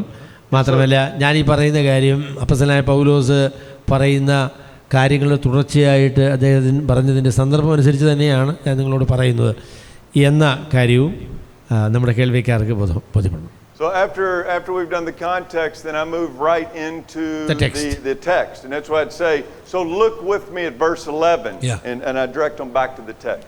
അതിനുശേഷം നമ്മൾ പ്രസംഗത്തിന് നമ്മൾ തിരഞ്ഞെടുത്തതായിരിക്കുന്ന വേദഭാഗത്തേക്ക് ചെല്ലുകയാണ്. നിങ്ങൾ എന്നോടൊപ്പം തീത്തോസിൻ്റെ ലേഖനം 2-ാമത്തെ അധ്യായത്തിൻ്റെ 11 മുതലുള്ള വാക്യങ്ങളിലേക്ക് വരണം. And so here in the sermon body is going to be 70 to 80% of the sermon. So if I have 40 minutes, is that normal, about 40 minutes? We preach about an hour. About an hour. So, well, and so if I have an hour, so that's 6 minutes for an introduction, and then that's 45 or 50 minutes for the biblical text, and then maybe another 6 or 7 minutes for application. So yeah, the bulk of the time is. അപ്പോൾ നമ്മുടെ പ്രസംഗത്തിൻ്റെ ഏറ്റവും പ്രധാനപ്പെട്ട ഭാഗം എന്ന് പറയുന്നത് പ്രസംഗത്തിൻ്റെ ഉള്ളടക്കമാണ്, അല്ലെങ്കിൽ അതിൻ്റെ ഇംഗ്ലീഷിൽ അതിൻ്റെ ബോഡി എന്ന് പറയും. അപ്പോൾ അവിടെയാണ് നമ്മൾ പ്രധാനമായിട്ടും നമ്മൾ ശ്രദ്ധ അല്ലെങ്കിൽ ഏറ്റവും കൂടുതൽ സമയം ചെലവഴിക്കുന്നത് അവിടെയാണ്. 1 മണിക്കൂർ പ്രസംഗമാണെങ്കിൽ ഒരു 45 മിനിറ്റ് ഈ ടെക്സ്റ്റിൻ്റെ വിശദീകരണമാണ് നമ്മൾ പറയാൻ പോകുന്നത്. Yeah, and so the goal of the sermon body is to clearly explain the text and illustrate the meaning and the flow so that listeners understand what Paul's saying in these 3 verses. അപ്പോൾ നമ്മൾ പൗലോസ് പറയുന്ന കാര്യം തൻ്റെ പ്രധാന ആശയം, ആ പ്രധാന ആശയം എങ്ങനെയാണ് താൻ വിപുലീകരിക്കുന്നത്, അതിൻ്റെ ഗതി എന്താണ്, അതെങ്ങനെയാണ് പൗലോസ് അത് വികസിപ്പിക്കുന്നത്. അപ്പോൾ ആ നിലയിൽ തന്നെ നമ്മുടെ പ്രസംഗവും നമ്മൾ വികസിപ്പിക്കണം. അതിൽ വാക്കുകളുടെ അർത്ഥം, പിന്നെ അതെങ്ങനെ പ്രായോഗികമാക്കാം എന്നുള്ളതായിരിക്കുന്ന നിർദ്ദേശം, ഇതെല്ലാം നമുക്ക് ഉൾപ്പെടുത്താവുന്നതാണ്. And this is where the outline of the text should really determine the outline of my sermon body. അപ്പോൾ നമ്മൾ കണ്ടെത്തിയ നമ്മുടെ വേദഭാഗത്തിൻ്റെ ഘടന നമ്മളുടെ പ്രസംഗത്തിൻ്റെയും ഘടനയാണ്. അപ്പോൾ അവിടെയാണ് നമ്മളുടെ പ്രസംഗത്തിൻ്റെ പുരോഗതി നമുക്ക് നിയന്ത്രിക്കാനായിട്ട് സാധിക്കുന്നത്. So maybe go back to that structured layout. So if we go back here, the way I might preach this is we've already talked about the 4 in the context by showing that. Right. And I might say here in our text today, Paul makes one statement. He says that the grace of God has appeared. അപ്പോസ്തലനായ പൗലോസ് ഈ വേദഭാഗത്ത് ഒരു പ്രധാന പ്രസ്താവനയാണ് പറയുന്നത്. അത് ദൈവത്തിൻ്റെ കൃപ, രക്ഷാകരമായ ദൈവത്തിൻ്റെ കൃപ പ്രത്യക്ഷപ്പെട്ടു എന്ന കാര്യമാണ്. And then, depending on my church audience, there's 2 things in this first clause that we might want to explain. അപ്പോൾ ഈ പ്രസ്താവനയിൽ 2 കാര്യങ്ങൾ നമ്മളുടെ ആളുകൾക്ക് മനസ്സിലാകാത്ത കാര്യമാണ്. ഒന്ന്, 2 കാര്യങ്ങൾ നമ്മൾ ഈ വാക്യത്തിൽ, ഈ പ്രസ്താവനയിൽ വിശദീകരിക്കേണ്ടത് ആവശ്യമാണ്. Yeah, so we may want to mean, or we may want to explain, what does Paul mean when he talks about the grace of God? That the grace of God, and then explain ദൈവത്തിൻ്റെ കൃപ എന്നുള്ള ആശയം എന്താണ് എന്നത് നമ്മൾ വിശദീകരിക്കണം. And then also there probably needs to be explanation around this word appeared. Appear, പ്രത്യക്ഷപ്പെട്ടു, ഉദിച്ചു എന്ന് പറയുന്നതായിരിക്കുന്ന വാക്ക്. What I would probably say would be something along the lines of, notice this doesn't say the grace of God was created or began. It says it appeared. ദൈവത്തിൻ്റെ കൃപ സൃഷ്ടിക്കപ്പെട്ടു എന്നോ അല്ലെങ്കിൽ ദൈവത്തിൻ്റെ കൃപ, what was the second statement you made?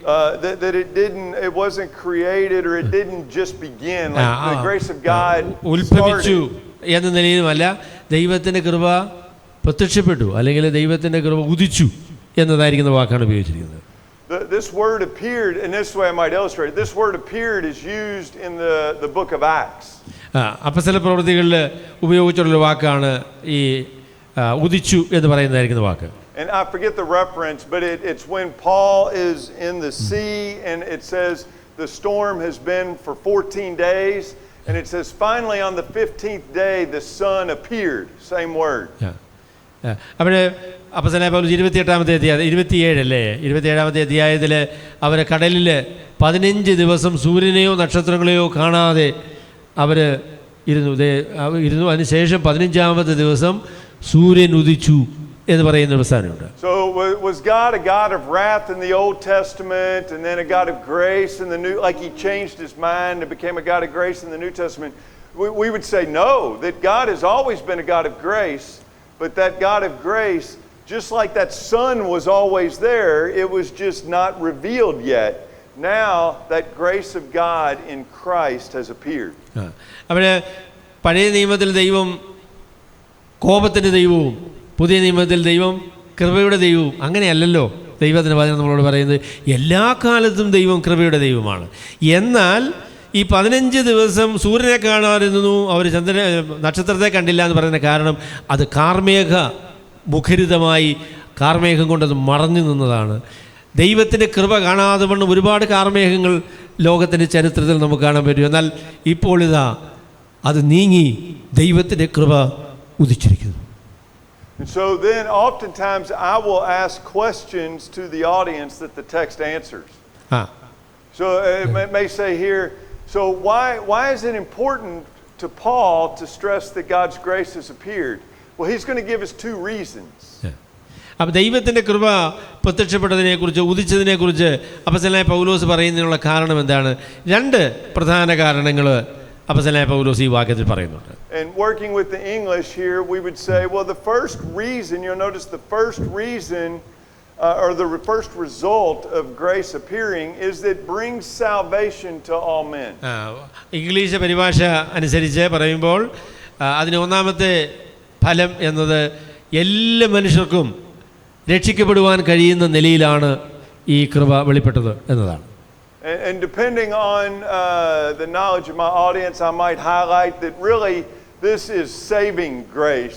This is more of an adjective, but in English this is an awkward clause because it almost sounds like God's grace saves all men. But we know that's not what he's saying.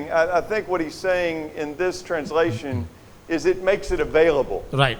That God's grace makes salvation available to all. രക്ഷാകരമായ ദൈവകൃപ എന്നതാണ് ഏറ്റവും നല്ലൊരു പരിഭാഷ. രക്ഷാകരമായ ദൈവകൃപ എന്ന് പറഞ്ഞാൽ എല്ലാവരും രക്ഷിക്കപ്പെടുമെന്നല്ലതിൻ്റെ അർത്ഥം. പിന്നെയോ എല്ലാവർക്കും രക്ഷിക്കപ്പെടുവാൻ കഴിയും, അല്ലെങ്കിൽ സാധ്യതയുണ്ട്, എല്ലാവർക്കും ഈ രക്ഷ ലഭ്യമാണ് എന്ന നിലയിലാണ് അപ്പോസ്തലനായ പൗലോസ് പറയുന്നത്.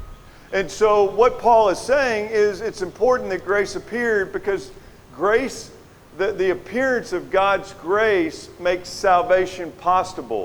It is it allows us to receive justification. ദൈവത്തിൻ്റെ കൃപ എല്ലാവർക്കും ലഭ്യമാണ്, രക്ഷിക്കപ്പെടാനായിട്ട് മനുഷ്യർക്ക് കഴിയും. കാരണം ദൈവത്തിൻ്റെ കൃപ ദൈവത്തിൻ്റെ നീതീകരണത്തിൻ്റെ പ്രത്യക്ഷതയാണ്. And for most of us that's not new information, that we know we are saved by grace, right? നമ്മെ സംബന്ധിച്ച് നാം കൃപയാലാണ് രക്ഷിക്കപ്പെട്ടത് എന്നുള്ളത് ഒരു പുതിയ ആശയമല്ല. And that's why I think Paul says it and then moves quickly past it. അതുകൊണ്ട് വളരെ വേഗത്തിൽ പൗലോസ് പ്രസ്താവന പറഞ്ഞതിന് ശേഷം രണ്ടാമത്തെ പ്രസ്താവനയിലേക്ക് തന്നെ വരികയാണ്. That if you are experiencing, I think what he's saying is if you are experiencing God's grace simply for your justification, simply for your salvation, then you are underutilizing or misunderstanding all that grace does for us. You're being like my mom who uses just a very little bit of that Alexa.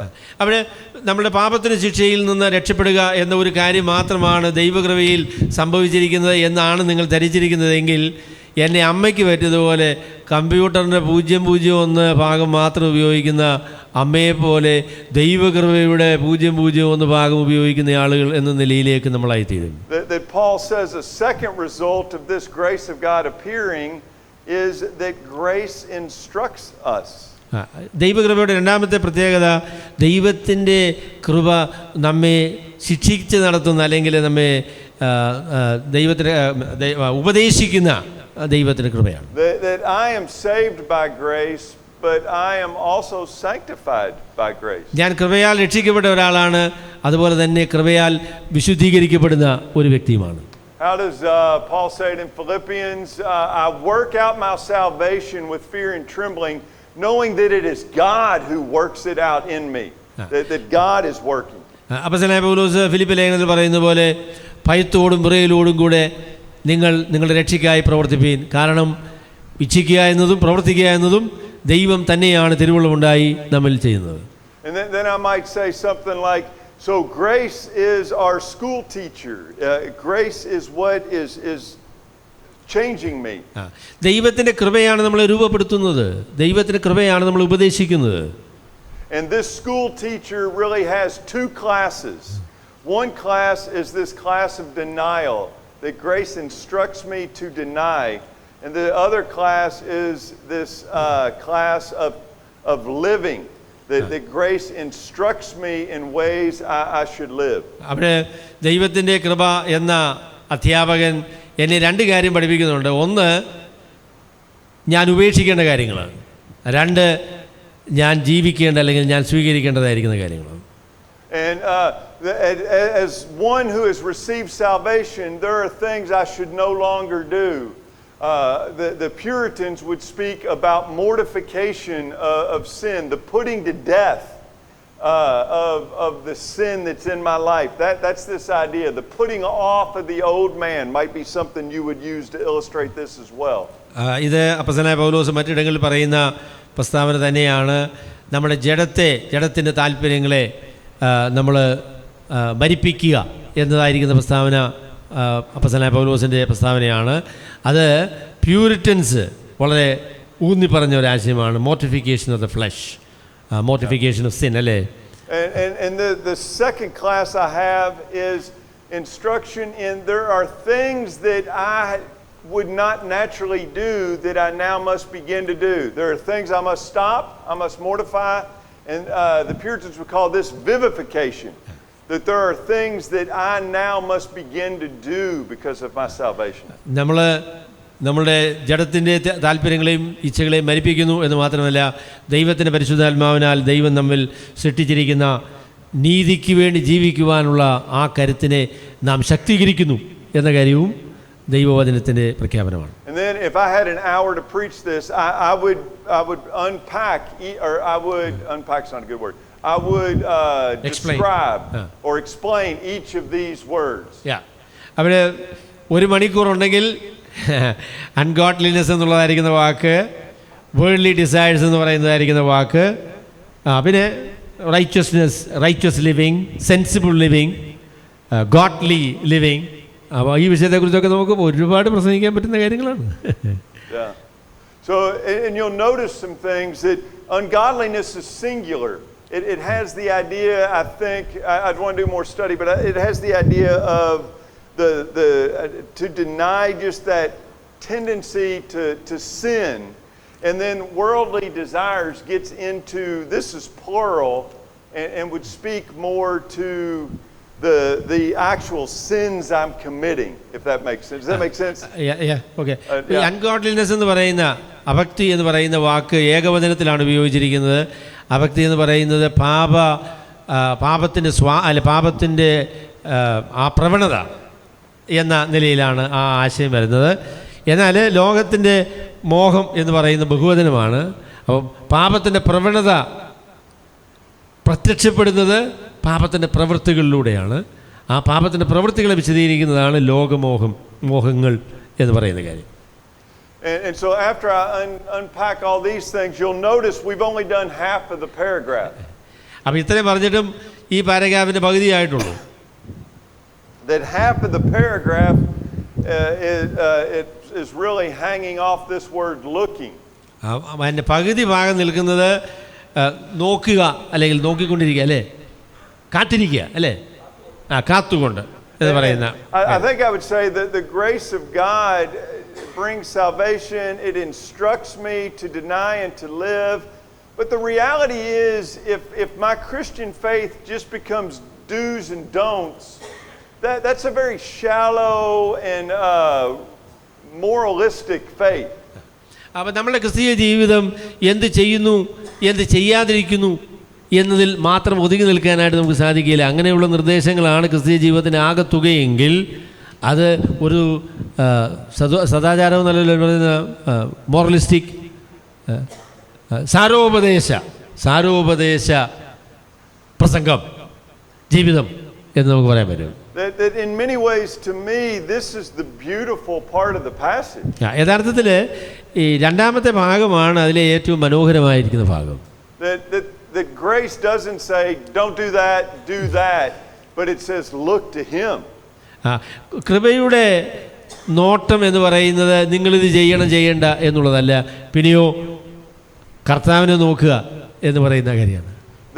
That grace instructs me in this present age, but grace also causes me to look to the next age and to Him. വർത്തമാനകാലത്ത് ഞാൻ ജീവിക്കുന്നത് ലോകമോഹവും പാപവും വിട്ട് നീതിയോടും സുബോധത്തോടുമാണ് എന്ന് മാത്രമല്ല, വരാനിരിക്കുന്ന ഒരു ലോകത്തിൻ്റെ കാഴ്ചപ്പാടിലാണ് എൻ്റെ വർത്തമാനകാല ജീവിതം ഇരിക്കുന്നത്. And so I would want to spend time in this part of the passage talking about that grace not only changes the way I live, but it changes where I look. That I'm not as worried about things of this life, my world or whatever. My eye is on the horizon, because I'm looking for the blessed hope and the appearing of glory. I'm looking for something else. കൃപയുടെ നോട്ടം എന്ന് പറയുന്നത് ലോകത്തുള്ളതായിരിക്കുന്ന എന്ത് ചെയ്യുന്നില്ല എന്ന് മാത്രമല്ല, പിന്നെയോ വരാനിരിക്കുന്ന മഹത്വകരമായിരിക്കുന്ന കർത്താവിൻ്റെ പ്രത്യക്ഷതയെ നോക്കിക്കൊണ്ടാണ് ഒരു ഭക്തൻ ജീവിക്കുന്നത്. അത് കൃപയുടെ നോട്ടമാണ്. But hopefully you'd see that the sermon is really just walking clause by clause through the text. അവർ നമ്മുടെ പ്രസംഗം എന്ന് പറയുന്നത് ആ വചനത്തിൽ നമ്മൾ കാണുന്ന പ്രധാന പ്രസ്താവന, ആ പ്രധാന പ്രസ്താവനയ്ക്ക് താഴെയുള്ളതായിരിക്കുന്ന അതിനോട് ബന്ധപ്പെട്ട പ്രസ്താവന, ആ പ്രസ്താവനകൾ ഏതാശയത്താണ് വിപുലീകരിക്കുന്നത് അത് ആളുകൾക്ക് പറഞ്ഞു കൊടുക്കുക എന്നതാണ് നമ്മുടെ പ്രസംഗം. There's a beauty and a symmetry to the text that can. It's constructed very well, and that's true of all the paragraphs of the New Testament. ഇത് നമ്മൾ ശ്രദ്ധിച്ചാൽ അറിയാം, വളരെ മനോഹരമായിട്ടാണ് ഈ വാക്യത്തിൻ്റെ അല്ലെങ്കിൽ ഈ പാരഗ്രാഫിൻ്റെ രണ്ട് ഭാഗങ്ങൾ അപ്പോസ്തലനായ പൗലോസ് ക്രമപ്പെടുത്തിയിരിക്കുന്നത്. You see it, and it makes you love the text, that there must be a God behind just this order. ഈ വാക്യങ്ങൾ അല്ലെങ്കിൽ ഈ പാരഗ്രാഫ് വായിക്കുമ്പോൾ നമുക്കറിയാം ഇതൊരു മനുഷ്യൻ്റെ ബുദ്ധിയിൽ ഉരുത്തിരിഞ്ഞ ഒരാശയം അല്ല. And so after hopefully you show your people the text, explaining and illustrating, maybe applying a little bit as you go, we would go to the conclusion. ഈ വേദഭാഗങ്ങൾ വിശദീകരിച്ചതിന് ശേഷം നമ്മൾ അതിൻ്റെ സമാപ്തിയിലേക്ക് പോവുകയാണ്. And again, this may be 10% of the sermon, so in an hour sermon, this is going to be 5 or 6 minutes. അവരെ പ്രസംഗത്തിൻ്റെ ഒരു 10% ആണ് നമ്മുടെ കൺക്ലൂഷൻ എന്ന് പറയുന്നത്. 1 മണിക്കൂറത്തെ പ്രസംഗമാണ് എങ്കിൽ നമ്മൾ ഏതാണ്ട് ഒരു 5-6 മിനിറ്റ് കൺക്ലൂഷന് വേണ്ടി ഉപയോഗിക്കണം. And this is where you might say, so why is this text here? Why did God give us this text about His grace? ദൈവകൃപയെ സംബന്ധിച്ച് നാം പഠിച്ച കാര്യങ്ങളിൽ നിന്ന് എന്ത് വ്യത്യാസമാണ് നമ്മുടെ ജീവിതത്തിൽ ഉണ്ടാകാൻ പോകുന്നത്? And you're going to try to connect the text to the lives of listeners. Remember we said that we want the main idea of the text to be the main idea of the sermon, the flow of the text to be the flow of the sermon for the purpose of life change. So they'll understand for the purpose of life change. അവിടെ ദൈവവചനത്തിൽ സത്യസന്ധമായിരിക്കുന്ന പ്രസംഗം എന്ന് പറയുന്നത് ആ പ്രസംഗത്തിൻ്റെ പ്രധാന ആശയം ആ വേദഭാഗത്തിൻ്റെ ആശയമാണ്. രണ്ടാമത് നമ്മുടെ പ്രസംഗത്തിൻ്റെ ഘടന എന്ന് പറയുന്നത് ആ വേദഭാഗത്തിൻ്റെ ഘടനയാണ്. മൂന്നാമത് നമ്മുടെ പ്രസംഗത്തിൻ്റെ ലക്ഷ്യമെന്ന് പറയുന്നത് ജീവിതത്തിൻ്റെ രൂപാന്തരമാണ്. And so this would be where maybe you would have some applications. എങ്ങനെ ഈ വേദഭാഗം നമ്മുടെ ജീവിതത്തിൽ നമുക്ക് അനുസരിക്കാൻ കഴിയും എന്നതിനെ സംബന്ധിച്ചുള്ള നിർദ്ദേശങ്ങൾ നമ്മളോട് നൽകേണ്ടതാണ്. You know, with applications, I tend to think in three categories. ഞാൻ അനുസരണത്തെക്കുറിച്ച് പറയുമ്പോൾ അത് 3 മേഖലകളിൽ ഉള്ള അനുസരണത്തെക്കുറിച്ച് പറയും. The first category is the types of people you have in your audience. അതിൽ ഒന്നാമത്തേത് പറയുന്നത് നമ്മളുടെ കേൾവിക്കാരിൽ ഏത് തരത്തിലുള്ള ആളുകളാണ് എന്നുള്ള ഒരു അവബോധം നമുക്കുണ്ടാകണം. Do you have children? Do you have students? Do you have working men, retired men, housewives? Who's in your audience? The text needs to speak to them. അപ്പോൾ നിങ്ങളുടെ കേൾവിക്കാർ ഏത് തരത്തിലുള്ള ആളുകളാണ് എന്ന് നിങ്ങൾ ചിന്തിക്കണം. നിങ്ങളെ കേൾക്കുന്നവരിൽ വിദ്യാർത്ഥികളുണ്ടാവും, വിവാഹിതരായിട്ടുള്ള ആളുകളുണ്ട്, ഭാര്യമാരുണ്ട്, ഭർത്താക്കന്മാരുണ്ട്, കൊച്ചുമക്കളെ വളർത്തുന്ന ആളുകളുണ്ട്. അപ്പോൾ അങ്ങനെ പല തരത്തിലുള്ള ആളുകളാണ് നമ്മളെ കേൾക്കുന്നത്. അവർക്ക് എല്ലാവർക്കും ബാധകമായ നിലയിൽ വേണം ഈ വേദഭാഗം നമുക്ക് അവതരിപ്പിക്കാനായിട്ട്. അല്ലെങ്കിൽ അതിന് എങ്ങനെയാണ് അനുസരണം എന്ന് പറയുമ്പോൾ ഇവരെ ഒക്കെ മനസ്സിൽ കണ്ടുകൊണ്ടാണ് അനുസരണത്തെക്കുറിച്ച് നമ്മൾ പറയുന്നത്. The second category I think of are the spheres of life. So there's the people in our audience, but then there's also just the categories or spheres of life we live. നമ്മളുടെ ജീവിതത്തിന് വ്യത്യസ്തമായിരിക്കുന്ന പ്രശ്നങ്ങൾ, അതാണ് നമ്മുടെ രണ്ടാമത്തെ കാര്യം. നമ്മളെല്ലാവരും വ്യത്യസ്തമായിരിക്കുന്ന പ്രതിസന്ധികളെ നേരിടുന്നതായിരിക്കുന്ന ആളുകളാണ്. The workplace, the home, our church, the marketplace, in our communities, just different areas where we all live and act. നമ്മൾ ജീവിക്കുന്ന പല മേഖലകളുണ്ടല്ലോ. നമ്മളുടെ ജോലിസ്ഥലം, നമ്മുടെ സഭ, കുടുംബം, നമ്മളെ അയൽക്കാർ, നമ്മുടെ സമൂഹം, ഇതെല്ലാം നമ്മളുടെ പ്രവർത്തനത്തിൻ്റെ മേഖലകളാണ്. അപ്പോൾ ആ തലങ്ങളെ ഒക്കെ ബാധിക്കുന്ന നിലയിൽ വേണം നമ്മൾ അനുസരണത്തെക്കുറിച്ച് പറയാൻ. Then the third category would be more the individual. Does this text talk to how I should think differently, how I should speak differently, how I should act differently? മൂന്നാമത്തെ തലമെന്ന് പറയുന്നത് നമ്മുടെ വ്യക്തിപരമായ ജീവിതത്തിൽ ഈ പ്രസംഗം എങ്ങനെയാണ് നമ്മളെ സ്വാധീനിക്കേണ്ടത് എന്നതാണ്. എങ്ങനെയാണ് ഈ പ്രസംഗം എൻ്റെ ചിന്തകളെ സ്വാധീനിക്കേണ്ടത്, എങ്ങനെയാണ് ഞാൻ ചിന്തിക്കേണ്ടത്. രണ്ടാമത് ആ ചിന്തയുടെ അടിസ്ഥാനത്തിൽ അതിൻ്റെ കാഴ്ചപ്പാട് ഏത് നിലയിലാണ് ഞാൻ വ്യത്യാസപ്പെടുത്തേണ്ടത്. മൂന്നാമത് പറയുമ്പോൾ ആ കാഴ്ചപ്പാടിൻ്റെ അടിസ്ഥാനത്തിൽ എൻ്റെ ജീവിതത്തിൽ എന്തൊക്കെ വ്യത്യാസങ്ങൾ ഞാൻ വരുത്തണം, ഏതൊക്കെ മേഖലകളിലാണ് എനിക്ക് വ്യതിയാനങ്ങൾ വരേണ്ടത്. അപ്പോൾ ആ നിലയിൽ വ്യക്തിപരമായ തലത്തിലുള്ള ഒരു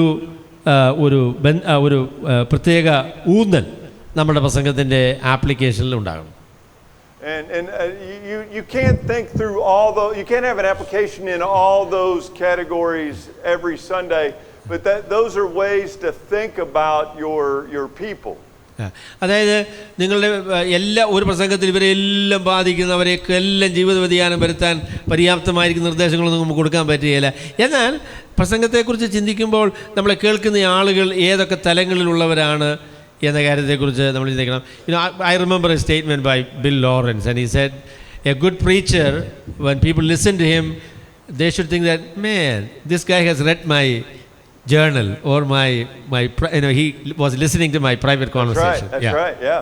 അപ്പോൾ അദ്ദേഹം പറഞ്ഞതാണ്, നമ്മളുടെ പ്രസംഗം കേൾക്കുമ്പം ആളുകൾ വിചാരിക്കണം, ഇത് ഞാൻ എൻ്റെ ഡയറി എന്നാലും വല്ലതും വായിച്ചിട്ടുണ്ടോ, അയാൾ എനിക്ക് ബാധകമായിരിക്കുന്ന കാര്യമാണല്ലോ ഈ പറയുന്നത് എന്നുള്ളൊരു ചിന്ത ആളുകളുടെ ഹൃദയത്തിൽ വരുന്നുവെങ്കിൽ നിങ്ങൾ ശരിയായ രീതിയിൽ നിങ്ങളുടെ കേൾവിക്കാരെ മനസ്സിലാക്കിയ ഒരാളാണ്. And then oftentimes the way I will do application is I will restate parts of the sermon structure to the audience. So I might say for this text, how might the grace of God be instructing you this morning? ദൈവത്തിൻ്റെ കൃപ നിങ്ങളുടെ ജീവിതത്തിൽ ഇന്ന് ഏത് നിലയിലാണ് നിങ്ങൾ യഥാർത്ഥത്തിൽ സ്വീകരിച്ചിരിക്കുന്നത്? If you're a young student here today, what worldly desires might God be calling you to grow in your denying them? അവിടെ നിങ്ങൾ ഒരു ചെറുപ്പക്കാരനാണ് എങ്കിൽ നിങ്ങളുടെ ജീവിതത്തിൽ ഇന്ന് ദൈവം നിങ്ങളോട് ഏത് ലോകമോഹമാണ് വിട്ടുകളയാനായിട്ട് ദൈവം നിങ്ങളോട് പറയുന്നത്? If you're a businessman, are there temptations that you need help in denying? If you maybe you have trouble with a neighbor and is They're a call upon your life to grow in righteousness in the way you treat somebody in your workplace or a neighbor you struggle with. നിങ്ങൾ അയൽവാസിയുമായിട്ട് നിങ്ങൾ ഒരു സംഘർഷത്തിലാണ് എങ്കിൽ നിങ്ങളുടെ ജീവിതത്തിൽ പ്രത്യക്ഷപ്പെട്ട ദൈവത്തിൻ്റെ കൃപ ഏത് നിലയിലാണ് നിങ്ങളുടെ അയൽവാസിയുമായുള്ള ബന്ധത്തെ സ്വാധീനിക്കാനായിട്ട് പോകുന്നത്? നിങ്ങളുടെ ജോലി സ്ഥലത്ത് ഉള്ളതായിരിക്കുന്ന പ്രശ്നങ്ങൾ ദൈവത്തിൻ്റെ കൃപ നിങ്ങളെ എങ്ങനെയാണ് സ്വാധീനിക്കുന്നത്? അല്ലെങ്കിൽ നമ്മളുടെ രീതി പറയുകയാണെങ്കിൽ സഭയിലുള്ള വിശ്വാസം നമ്മളുടെ വഴക്കിൽ ദൈവത്തിൻ്റെ കൃപയ്ക്ക് എന്ത് സ്ഥാനമാണ് ഉള്ളത്? ഏത് നിലയിലാണ് ദൈവകൃപ നമ്മളെ സ്വാധീനിക്കുന്നത്? And so in doing that, we've talked about different types of struggles. We've talked about different types of people.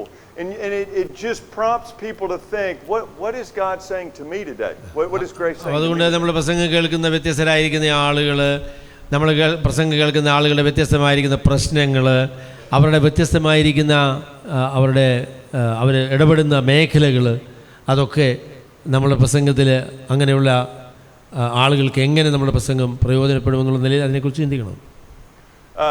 Another application might be, what captures your gaze? Where do you tend to look? അപ്പോൾ നമുക്ക് ചോദിക്കാനുള്ള വേറെ ചോദ്യം, നിങ്ങളുടെ നോട്ടം എവിടെയാണ് നിങ്ങൾ ഉറപ്പിച്ചിരിക്കുന്നത്? നിങ്ങൾ എവിടെയാണ് നിങ്ങളുടെ ധൈര്യവും പ്രതീക്ഷയും പ്രത്യാശയും വെച്ചിരിക്കുന്നത്? You know, our attention is typically grabbed by things that are important to us. നമ്മെ സംബന്ധിച്ച് നമ്മൾ നോക്കുന്നതെന്ന് പറയുന്നത് നമുക്ക് താല്പര്യമുള്ള കാര്യങ്ങളിലേക്കാണ്. What grabs your attention? Is it your bank account? Is it a sports team? Is it the struggles in society? Or are you looking for Him? നിങ്ങളെ ശ്രദ്ധയെന്ന് പറയുന്നത് നിങ്ങളുടെ bank അക്കൗണ്ടിലേക്കാണോ, അല്ലെങ്കിൽ നിങ്ങളുടെ ജീവിതത്തിലുള്ള മറ്റേതെങ്കിലും സാഹചര്യങ്ങളിലേക്കാണോ, അതോ കർത്താവിൻ്റെ വരവിനെ നോക്കി പാർക്കുന്ന എന്ന ഒരു അനുഭവം നമുക്കുണ്ടോ?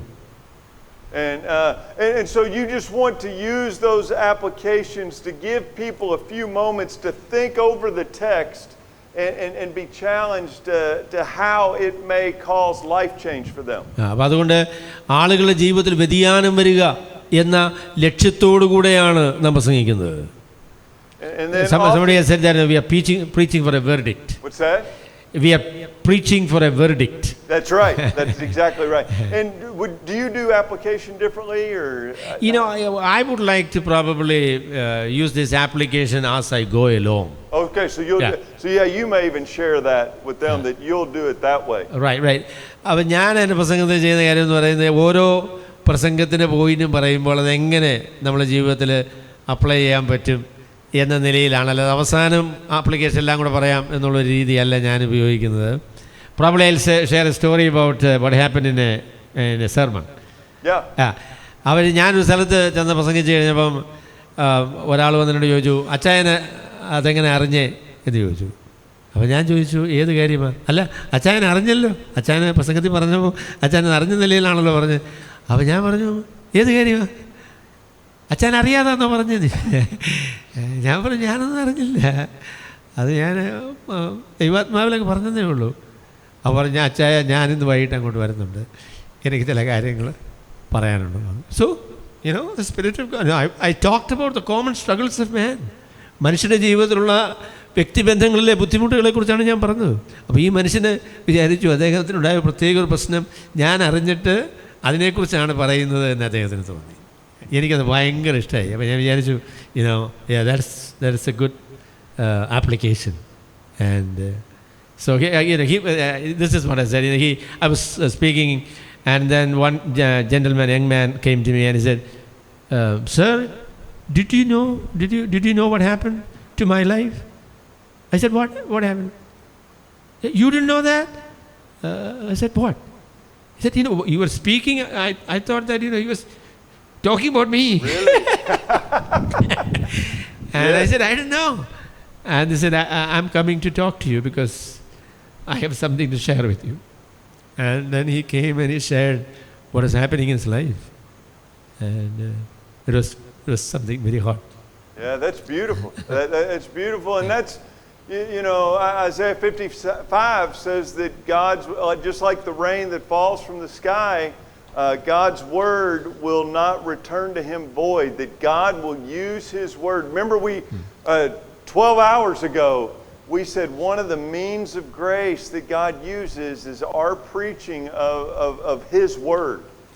ദൈവത്തിൻ്റെ വചനമാണ് മനുഷ്യൻ്റെ ഹൃദയത്തെ രൂപാന്തരപ്പെടുത്തുന്നത്. ദൈവത്തിൻ്റെ വചനമാണ് ദൈവകൃപയുടെ മുഖാന്തരം. അതുകൊണ്ട് ദൈവത്തിൻ്റെ വചനം സത്യസന്ധമായ രീതിയിൽ നമ്മൾ probably I'll say one more thing. We were in a church a few days ago, actually 2 weeks ago, and I spoke a sermon, and then one person said that, yeah, I know you are preaching against me. I said, what did I say? He said, Achaya, I know that you heard about it, and you are preaching. ഞാൻ പറഞ്ഞത് കേട്ടിട്ട് അതിനെതിരായിട്ടുള്ളൊരു കുത്തുപ്രസംഗമായിരുന്നില്ലേ എന്നൊന്ന് ചോദിച്ചു. അപ്പോൾ ഞാൻ പറഞ്ഞു, എൻ്റെ പൊന്നു മോനെ, ഞാൻ കേട്ടതൊന്നുമല്ല, ഞാൻ ഈ വചനം പറഞ്ഞതേ ഉള്ളൂ. അപ്പോൾ നമ്മുടെ സോണി സഹോദരനും ഉണ്ടായിരുന്നു കേട്ടോ. അപ്പോൾ ഞാൻ എത്ര പറഞ്ഞിട്ടും ആ മനുഷ്യനെ സമ്മതിക്കില്ല. അപ്പോൾ അദ്ദേഹം പറയുന്നത്, ഞാൻ അദ്ദേഹത്തിനെതിരെ പ്രസംഗിച്ചതാണ്, അദ്ദേഹം കേട്ടിട്ടാണ്. ഞാൻ പറഞ്ഞു, no, I didn't hear it. I just spoke the word, and the Spirit of God actually convicted you. And praise the Lord for that. That's right. അവിടെ he says that the Spirit of God can use the word very, very pointedly in the hearts of people. Yeah, that's beautiful. Yeah. And just real quick, oftentimes I will have a closing sentence or a charge. I may go back to my first story. Yeah, I've heard you preach, and I really appreciate it. Yeah, so in this instance, I might say, when my mom died, we were cleaning out her house. അവിടെ ഞാൻ mic അദ്ദേഹത്തിൻ്റെ പ്രസംഗം ഞാൻ കേട്ടിട്ടുണ്ട്, അദ്ദേഹത്തിൻ്റെ പല പ്രസംഗങ്ങളും ഞാൻ കേട്ടിട്ടുണ്ട്. അപ്പോൾ അദ്ദേഹത്തിൻ്റെ ഒരു രീതി എന്ന് പറയുന്നത്, താൻ ആദ്യമേ ഉപയോഗിച്ച ആ ഇല്ലസ്ട്രേഷനിലേക്ക് തന്നെ സാധാരണ താൻ മടങ്ങി വരും. ആ നിലയിലാണ് അദ്ദേഹം കൺക്ലൂഡ് ചെയ്യാറ്. അപ്പം നമ്മുടെ കമ്പ്യൂട്ടറിൻ്റെ ഉദാഹരണം, അവിടെ അദ്ദേഹം അവസാനം താൻ സാധാരണ ഇതിൽ പറയുന്നത്, എൻ്റെ അമ്മ മരിച്ചപ്പോഴേ ഞാൻ അമ്മയുടെ സാധനങ്ങളൊക്കെ ഇങ്ങനെ പരിശോധിക്കുകയായിരുന്നു. Yeah, we were cleaning out her house, and we found that Alexa, and she had never used it one time to call her grandkids. It was a tragedy. എൻ്റെ അമ്മയുടെ വീട്ടിൽ അലക്സയുണ്ട്, പക്ഷേങ്കിൽ അലക്സ ഉപയോഗിച്ച് ഒരു പ്രാവശ്യം പോലും കൊച്ചുമക്കളെ വിളിക്കാനായിട്ട് അമ്മയ്ക്ക് സാധിച്ചിട്ടില്ല. It was really a missed opportunity, a tragedy for her to be involved in her grandkids' lives. But how much greater of a tragedy at the end of our lives if we have misunderstood and underutilized the grace of God to grow in godliness like this text suggests. എൻ്റെ അമ്മയ്ക്ക് Alexa ഉപയോഗിക്കാൻ അറിയാൻ വയ്യാത്തത് കൊണ്ട് അതുകൊണ്ട് ചെയ്യാമായിരുന്ന കുഞ്ഞുങ്ങളെ വിളിക്കുന്നത്, മറ്റൊരുപാട് കാര്യങ്ങൾ ചെയ്യാമായിരുന്നു, അതൊന്നും ചെയ്യാനായിട്ട് എൻ്റെ അമ്മയ്ക്ക് സാധിച്ചില്ല. എന്നാൽ പ്രിയമുള്ളവരെ, അതിനേക്കാൾ എത്രയോ ഭയങ്കരമായ ഒരു നഷ്ടമാണ് ദൈവത്തിൻ്റെ കൃപ നമുക്ക് ദൈവം തന്നിട്ട് അത് ഉപയോഗിക്കാതെ അതും കൊണ്ട് നടന്ന് അവസാനം ഒരു പ്രയോജനം അല്ലല്ലോ, അതുകൊണ്ട് ഒന്നും ഉപയോഗിക്കാത്ത രീതിയിൽ അത് അവസാനിച്ചു എന്ന് പറയുന്നത് നമ്മുടെ ജീവിതത്തെ സംബന്ധിച്ച് അത്ര സങ്കടകരമാണ്. Let us commit ourselves to deny and to live and to look. അപ്പോൾ അതുകൊണ്ട് ദൈവത്തിൻ്റെ കൃപ, പ്രത്യക്ഷപ്പെട്ട ദൈവകൃപയാൽ ഉപേക്ഷിക്കേണ്ടത് ഉപേക്ഷിക്കുവാൻ, സ്വീകരിക്കേണ്ടത് സ്വീകരിക്കുവാൻ, നോക്കേണ്ടടുത്ത് തന്നെ നോക്കുവാൻ ദൈവം നമ്മളെ സഹായിക്കട്ടെ. So hopefully this type of structure gives you a little guidance of how you can use the structured layout to make a sermon. The structured layout is, we can think of them as the ingredients of a meal. And then the introduction and the illustration and the application and the closing, that is mixing the ingredients together to make it tasty and healthy for those. Does that make sense? Yeah, right. Yeah. അവിടെ ഞാൻ ഈ പറഞ്ഞ structure എന്നൊക്കെ പറയുന്നത് ഒരു ആഹാരം പാചകം ചെയ്യുന്നതിനുള്ള വ്യത്യസ്തമായ വിഭവങ്ങളുടെ കൂട്ടാണ്. എന്നാൽ നമ്മൾ പ്രസംഗത്തിൽ ചെയ്യേണ്ടത് കാര്യം ചോദിച്ചാൽ ഈ വിഭവങ്ങളെല്ലാം കൂടി ഒരുമിച്ച് ചേർത്ത് രുചികരമായ രീതിയിൽ ഒരു ഭക്ഷണം എന്ന നിലയിൽ അത് രൂപീകരിക്കണം. അപ്പോഴാണ് രസകരമായ രീതിയിൽ അത് ഭക്ഷിച്ച് ആസ്വദിക്കാനായിട്ട് മനുഷ്യർക്ക് സാധിക്കുക. And now I feel we've used every minute. And now we are going to enjoy the food. അപ്പോൾ നമുക്ക് ആഹാരം കഴിക്കുന്നതിന് വേണ്ടിയുള്ള സമയമായി. 7:56 നമുക്കൊന്ന് പ്രാർത്ഥിച്ച് നമ്മളുടെ ഈ മീറ്റിംഗ് നമുക്ക് അവസാനിപ്പിക്കാം. ജോഷി സഹോദരൻ മുൻപോട്ട് വന്ന് ഒന്ന് പ്രാർത്ഥിച്ചാൽ നമുക്ക് അവസാനിപ്പിക്കാം.